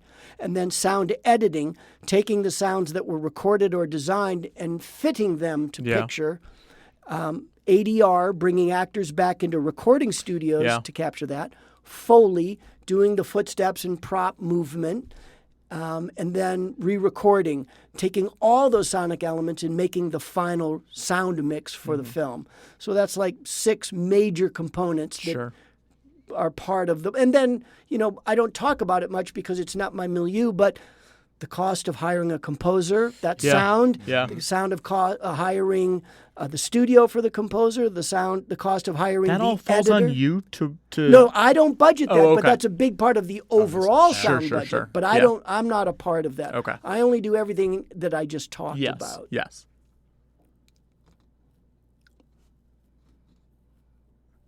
Now her kicks almost sound like bullets. Was that a choice, or was that a... It's more a function of the headphones. Oh, okay. They don't really sound like that. Okay. We have a fun moment coming up where they're going to be trapped inside the spinner and are submerged.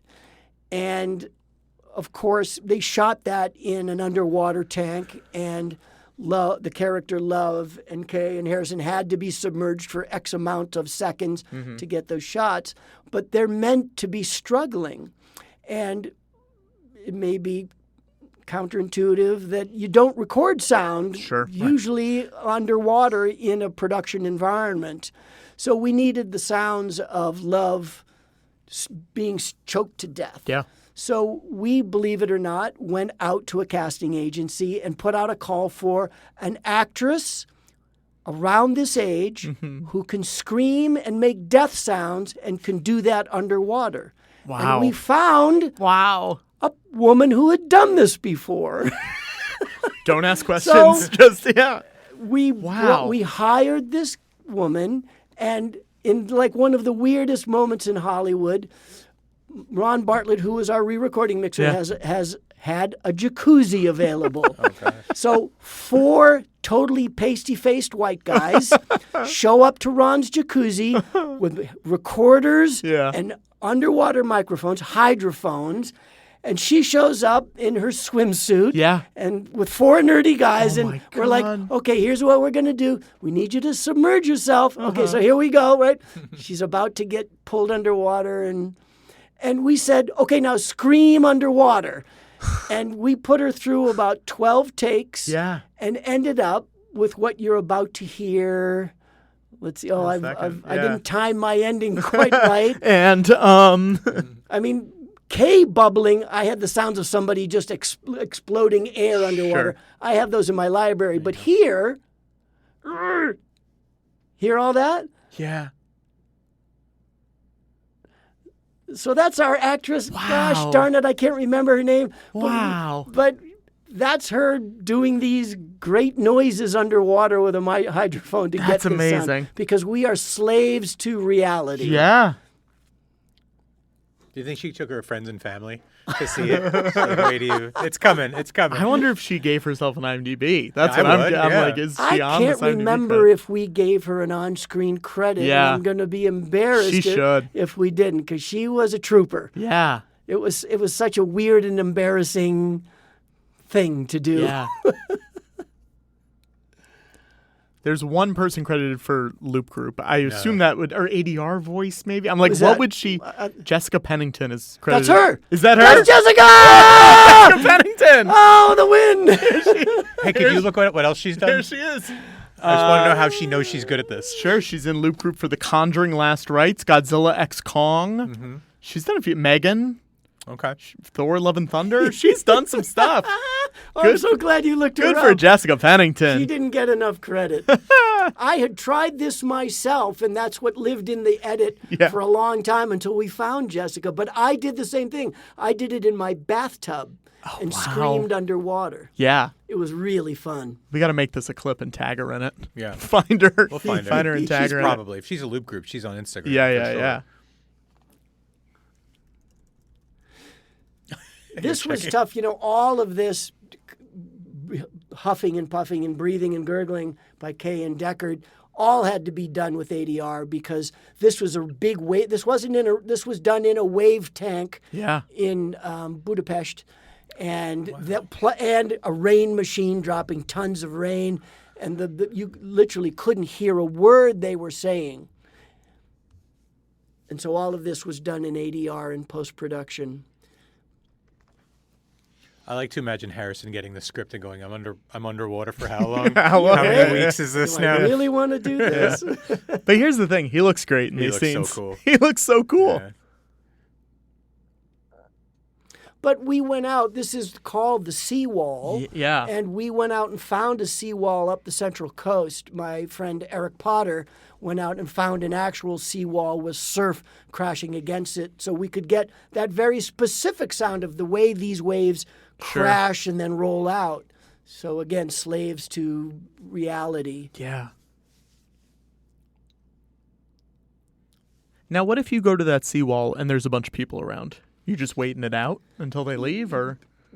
Usually we'll just leave and come back at night. Yeah, oh, sure. It's not a fun place to be at night, and maybe not very safe. Yeah.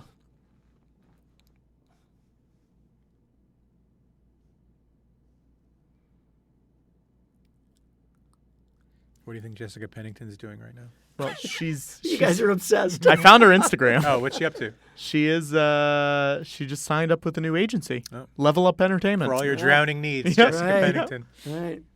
So this shot sets the tone. We normally, when you do, we needed to do snow, the sound of snow, which is a very, very zen sound. Yes. We also had to do footsteps in snow. The team we use is in Toronto, and unfortunately, for most films, if it's the winter, they'll go outside and record people actually walking on real snow. It was summer when we were doing Foley for this. So I believe they used something like a mix of cornstarch and vermiculite, nice cocktail, to create the snow sounds for walking. But Denis also said that this scene, and especially the last shot of Kay dying, he wanted to hear snow. And when you think about it, snow doesn't really have a sound. Right. We know what it sounds like to be in an environment where it's snowing because snow dampens the acoustics of where, so sound doesn't travel, sound doesn't reverberate. We can create that sound, but Denis wanted us to actually try and create the sound of snow. And so we went through a long process of failure, of trying to make it, and the secret would end up being found by Theo Green, my partner, which was shaving cream falling on shaving cream. We tried small things like rice and sand and powder, and nothing registered until he did that. And I'm still not quite sure. It's such a delicate sound. We'll see if we can see it at the end as Kay lies on the steps. But it was just a Zen exercise of snow. What does that sound like? Dropping shaving cream, or on top of that's because so you got interesting. it's just the lightest of touch. Yeah. And it's not crackly. It's not snappy. Yeah. It's not picky. Huh.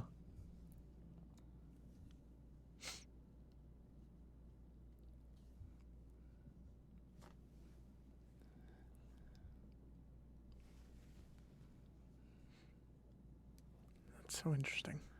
I love this ending. I love Hans and Ben reprising Vangelis's theme. That made me cry the minute I heard that.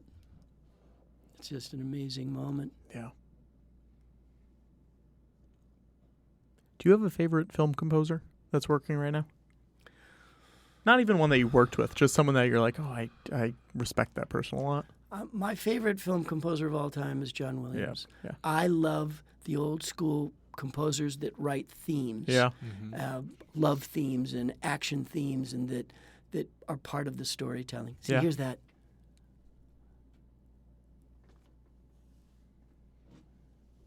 God, those notes, the minute I hear those 4 notes, I'm brought back to 81.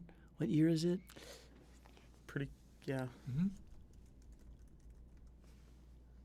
82. I've seen things you people wouldn't believe.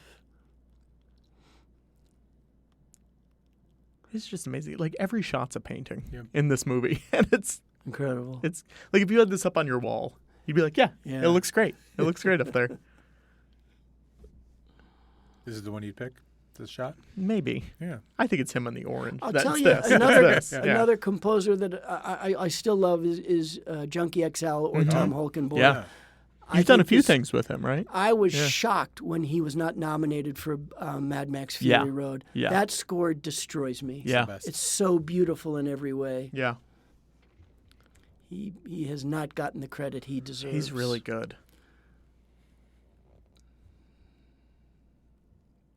It's really amazing that Fury Road got that many nominations, because it does feel like it falls into that category. The most of any film that year. Totally. But it feels like it falls into that category of movies that the Oscars would fully overlook, push aside, ignore. How did George Miller not get nominated? I know. Unbelievable. Yeah. Yeah.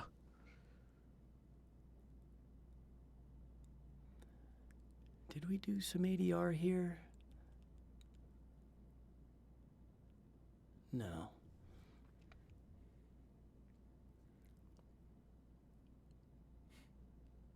So good. Oh, wait, I'm supposed to say something. Oh, well, we're not there yet. It's Hey, That's Me is the name of the show. So, I'm glad. just as a reminder. Can I talk over the credits? Yeah, absolutely. After Absolutely. that? Okay.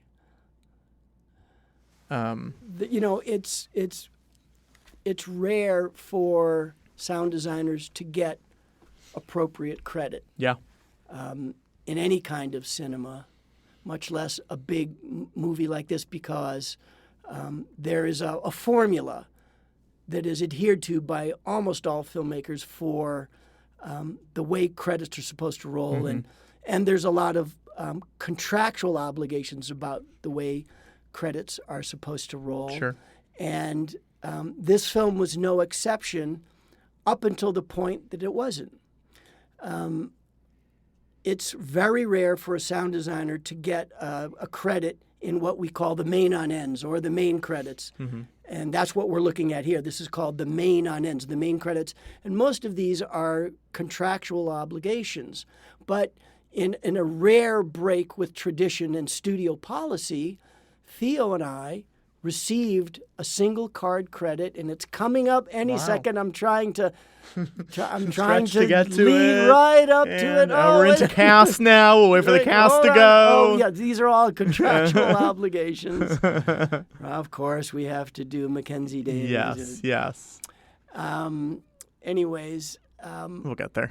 I knew that if we didn't say something, the studio would follow tradition and put us way, way, way down at the end of the movie, where perhaps people of a lesser contribution, not to throw shade on the contribution they did make, but for sound, which is on for 14 months and tells story, Yeah. we feel as though sound deserves, hey, I know that guy. Oh, look at that. So I went to Denis and said, I really want Theo and I to receive a single card appropriate for our contribution to the film in the main non-ends. And he was incredulous. He said, you mean you don't automatically get that? And I said, no, let me tell you. And he said, I'll take care of it. Wow. Then we went through a 4-month process of petitioning the DGA and the studio. And it was actually quite a demeaning process of having to prove our worth. We literally had to write a thesis on why sound was more important to Blade Runner than most movies. Totally. As if sound isn't important to every movie. You would just think that would be an easy go-to for everybody. But nonetheless, yeah, it carried the day. Of course. And Denis afforded us that credit, as we also got on Dune Part 1. Yeah. So we're very lucky. So I'm just saying out loud things that people don't know, that sound artists, people who make as much of a contribution creatively as the costumer and the cinematographer, all the creative core, we often don't get the same recognition as our peers, and it's a shame. Yeah, I agree. And because of it, and you know, we are further marginalized because during award season we're called the technical awards, as if what that implies that what we do isn't creative. I know, and that's I find that dismissive. It's really it's also insane when they're cutting out certain categories from the Oscars that are gone. Right. It's messy. It's not fun. It's not cool. Just make the Oscars 4 hours long. Like, the people who are watching the Oscars, that's what they want to see. Right. Just show them. It doesn't matter. They finally solved it because Netflix is going to... Oh, is it Netflix or Amazon? It's YouTube, isn't it? Is it YouTube? I think it's YouTube. I'm sorry, yeah. Sorry. They don't have the time restrictions that network television has. And they can make this a smorgasbord. Totally. Right? It'll be an orgy of cinema. Yes. You can have, additional content and click here if you want to see what else Mark Mangini did for this nomination. Here's the trailer. Here's whatever. Rent it. Like, here, click. Yeah. So I that's really exciting to me, and that's going to honor. I think they're going to do better with that. I'm sure. It's being hosted by Ryan, the little kid Ryan from Ryan's World. Who's a big YouTuber? Big YouTube star. So Yeah, Childs. Yeah. When you're you got nominated for this movie, when you're going around trying to sell yourself to win the Oscar, what does that entail? I don't do that. You don't do it because I cannot market my. I cannot importune any Academy member for a vote for my film. What I can do is do studio approved marketing vehicles like Q&As and screenings and show up, as I did on this and as I did on Dune with Denis and Hans and everybody, and pimp the movie, and I can say whatever I want. Vote. I would never say vote for me. I would simply speak of the virtues of the film from a sound perspective, and hopefully that's enough to convince you that, oh my God, that's some incredible work. But I'm not allowed to phone call someone and say, vote for my movie. That's all against the rules. Interesting. What about like lunches or dinner? Like, do they have like Academy luncheons that they send you to? Yeah. They have these influencer things. But again, you're there and you're really hidebound by what you're allowed to say and not say. You can't solicit a vote. You can only speak about the work that you did, which I think is fair. Because then... arguably the studios can outspend the independents, and the independents can outspend the indies, the small films, the passion project films. And so you can buy votes, theoretically, if you put me in front of enough people. So... Do you like doing the Q&As? And I love it. Yeah. I love it. I didn't used to. I was very shy for years, but... Now I really, in fact, I remember one I did for Dune. Warner Brothers did a Q&A with Denis and I and Hans and Joe, and it was a Q&A and a party. And so showed the film, great Q&A in the Stephen J. Ross on the lot at the studio, and then a meet and greet outside the theater with 500 people. And the head of marketing literally said, okay, now go out and talk to people.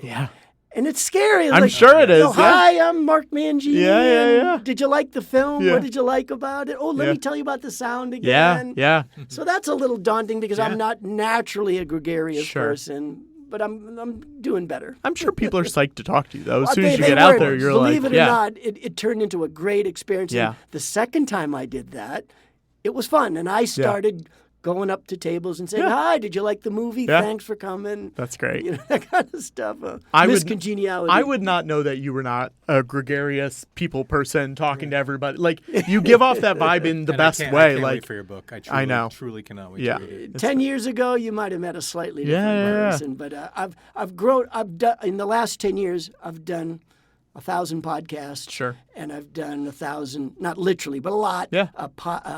Lectures. Yeah. Film festivals. Film schools. Sure. And teaching. And so through that process, I've just. I don't know. It changed me. Yeah. It changed me. Yeah. I partially got over my fear that people don't like me. Sure. Because people come up and say, I loved what you do. Yeah. I love what you do. And it took it after some time, I realized maybe I'm having an effect. Maybe what I do is pretty good. Yeah. Yeah. I've been watching all of the Star Treks for the first time. That's been my last few months of my life. For the first time. I had seen the movies before, but now I'm doing the shows and the movies. I'm just going all through it. What was Nimoy like as a director versus Shatner like as a director? Wow. I know that's a big question. Oddly, very similar in their respect for creatives. Yeah. Both Leonard and Bill loved that I had ideas, and they wanted me to bring them to their movies. Leonard was much more methodical in his process. Yeah. And Bill was much more... Leonard was... I don't know how to describe this. It was a great experience where both of them...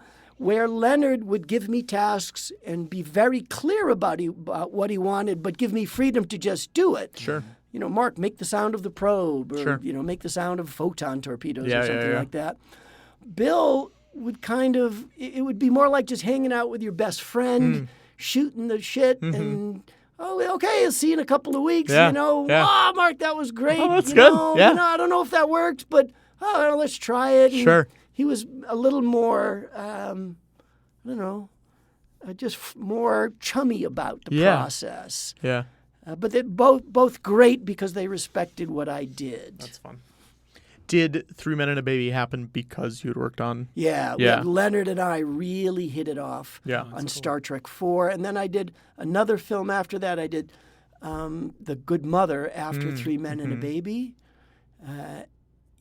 I just loved working with Leonard. Yeah. He had a home in Lake Tahoe, and he'd fly us up there and show us the work on the editing machine and talk and have lunch together. Yeah. And I miss him. Yeah. What a sweetheart he was. He's so good in all of those movies. Like, you just And he get such a directed new... one of the most fun movies. So I know. It's amazing. 4 is my favorite movie, I think. It's funny that he hired me for 3 Men and a Baby because on the last day of Star Trek 4, it had been brewing in me, but in 1987, I didn't know how to speak my mind. I do now. And I never felt confident in the sound I made for the probe. And so on the last day of the mix, the studio's there, the producers are there, and we've shown the movie, and Leonard has given his notes, and we're done. We are literally done. Yeah. And it's kind of the goodbye moment. And I said to Leonard, thanks. This has been an amazing experience. I got to tell you, I'm still not really happy with the sound of the probe. It's not right. Yeah. And he got really cross with me. And he said, why are you telling me this now? Yeah. Why did you wait this long? Yeah. We're not changing it. And that was the end of that discussion. Oh, wow. That was the last words I had with him. Then I got a beautiful wrap gift Yeah. from him. And then I got the call for 3 Men I and a mean, Baby. yeah. But, No probes in 3 Men and a Baby. That's true. Oh, that's so great. Thank you so much for doing this. This is incredible. Come back. Thank you for having me. This is so I didn't fun. know it was going to be this fun and this easy. I had all these visions of, I got to talk for 3 I and a half know. hours. Yeah, you were I should have picked a shorter movie. Well, we'll come and do Beauty Shop next time. Oh! Right? We can... All right. Bye, guys. That's funny. Thank you. Blade Runner 2049. We're coming up rapidly on 2049. Yeah, do you think it's going to be like this? Not at all, though. I'm going to be a grub farmer. I'm going to be a grub farmer. Did you say that? Oh. I just want to hang out with Ana de Armas. Sure. She seemed nice. Yeah. It's so sad. She dies, right? Her character? In real life? No. Do you remember when those boys sued, was it Universal? Because she was in what movie, but she wasn't. The trailer for Yesterday, but then isn't in She's not in the movie. You so know what, funny. though? If you are promised 100%. Ana de Armas, you should get some Ana de Armas. She's great. Do you watch Ballerina? No. Oh, it's great. Yeah. It's great. I know. I haven't watched it. It's more of a horror movie than John Wick. Oh, interesting. She's like Jason killing off all these guys. That's fun. I love it so much. You watch Blonde? Blonde? It's the Marilyn Monroe movie that she's in? I don't. I didn't. I heard that's a hard watch. Did you watch the James Bond that she's in? Which one? No Time to Die. I did watch it. She's in it for like 20 minutes. Forgot that she's in it. She's great. She steals it and then disappears, and you're like, no, bring her back. Yeah. It almost felt like they were spinning her off, and then they kind of get rid of that continuity by the end. Spoilers. You watch Knives Out? Of course. Love her. Me too. Yep. Do you watch Ben Affleck? Yeah. They dated. I know. It's weird. Yeah. Ben. Son of a bitch. Do you think she ever jumped on his back and they called themselves Master Blaster when they walked down the street? You can keep that in. That's not insulting. That's just a Mad Max reference. Yeah. Mm-hmm. She's little. He's gigantic. That was my joke. Sure. Mad Max. Beyond Thunderdome. He did, Mark Mangini did Mad Max. I know. Well, Fury Road, which is the best Mad Max by far. Don't send letters in. It's the best by far. We don't care. We also don't care. Don't send letters in. Well, yeah. You actually, if you want to take the time, just send letters. You have a P.O. box. I know. Send it to our P.O. box. A letter about why Fury Road is not the best. Can you give out your P.O. box address? I don't have it on me. Didn't you Instagram it? Okay, hold on. Talk to the audience. I don't think we've ever given this out. Yeah, we did. We definitely did. The day I got it, we were recording. Well, let's do it again. Okay. But send us a handwritten letter as to why you think Mad Max isn't the best one. You're wrong. I would love it if people started sending us handwritten letters. No? I want Dear John letters. Break up with us. Say you're going to other podcasts. Here we go. Ready? Yeah. My name. Yes. P.O. Box 55425. Yes. 14900 Magnolia Boulevard. Great. Sherman Oaks 91413. Okay. I think that's good. It's fine. And I'm going to put it on my Instagram right now. And people have to do a little bit of digging to figure out what your name is. They got it. Everyone knows me. Okay. Do you think Fury Road is the best Mad Max movie? Yeah. And here's the rub. I think Furiosa is the second best Mad Max movie. I don't agree with that, but Road Warrior? Respect your Do you like Mad Max 2 better? I kind of like Mad Max 1. It's great. Yeah. There's no wrong answer. They're all great movies, but Furiosa is better. Okay. Thanks for listening. Bye, everybody. Check out our Patreon, patreon.com/commentary. You can get a whole bunch of fun special stuff there. You can find out who we're recording with early. You can submit questions. You can we put up Patreon specific podcasts on there. Yes. We have some great ones. We have a really fun one where we discuss our favorite Masters of the Universe characters. That made me laugh out loud because JoJo was cheating. Yeah. Like she was trying to sneak. She just doesn't know it. It was fantastic. You have a movie probably on VOD at this point. What? When is this coming out? This is going to be mid-August. I don't know. I don't know when it's coming out. Okay. But if it's in a theater, go see it in a theater. Yeah. It's called Minions and Monsters. It's a little indie movie about a bunch of little filmmakers trying to make their own film. It's like Living in Oblivion. In Oblivion. American Movie meets With Nail and I. So go check that out. Patrick, do you have any movies out? I don't have any movies out. I do have a weekly or basically weekly show in Los Angeles that if you're around on Sundays, you can come to the Elysian Theater and see the Famous People Improv Show. You can also stream it from literally anywhere in the world for $6, and that's pretty good. Why wouldn't you? They're also available on VOD, so if you want to go back and watch any of the other ones, you can absolutely do that, and a bunch of the money goes to the performers, which is great. Ew. Because that is a rarity at a lot of places. In this town, am I right? In this town especially. So that's always great. George Lucas Talk Show. We're doing some shows in the fall. We got some LA shows coming up, New York. And George was in Minions and Monsters. George is in Minions and Monsters. He'll talk about it finally. The museum's about to open up, and we just found out on the day before this recording that Star Wars Detours is going to be shown in the museum, which is one of the long-running jokes on our show, is that the only place you're going to be able to watch Star Wars Detours is in the George Lucas Museum. And you made it happen. And it's now a reality, which is genuinely so funny. It's the funniest outcome, I think, possible for our show. You know? So you should just end the show. I'm you hit ready. the punchline, basically. Yeah, I'm ready. What else are you? Oh, no. Keep doing it. Keep doing the George Lucas talk show. Okay. The world needs to laugh. And I hope that they do. Wow. So go check that out. And thank you for listening. Go leave us a review places. Go leave anywhere. Us a review wherever you're hearing this. Make it a good one, though. That'd be great. Yeah. Okay. Bye, everybody. All right. Thanks for listening to Hey That's Me, a commentary podcast. This has been a That Was Just So Funny production. Your hosts have been Brian Lynch and Patrick Hotner. Music was by Alex Peabody, and our art was by Abigail Noy. You can find out more about the show by going to heythat'smepod.com and checking out our Patreon at patreon.com/commentary. If you've enjoyed the show, please leave us a review on Apple Podcasts.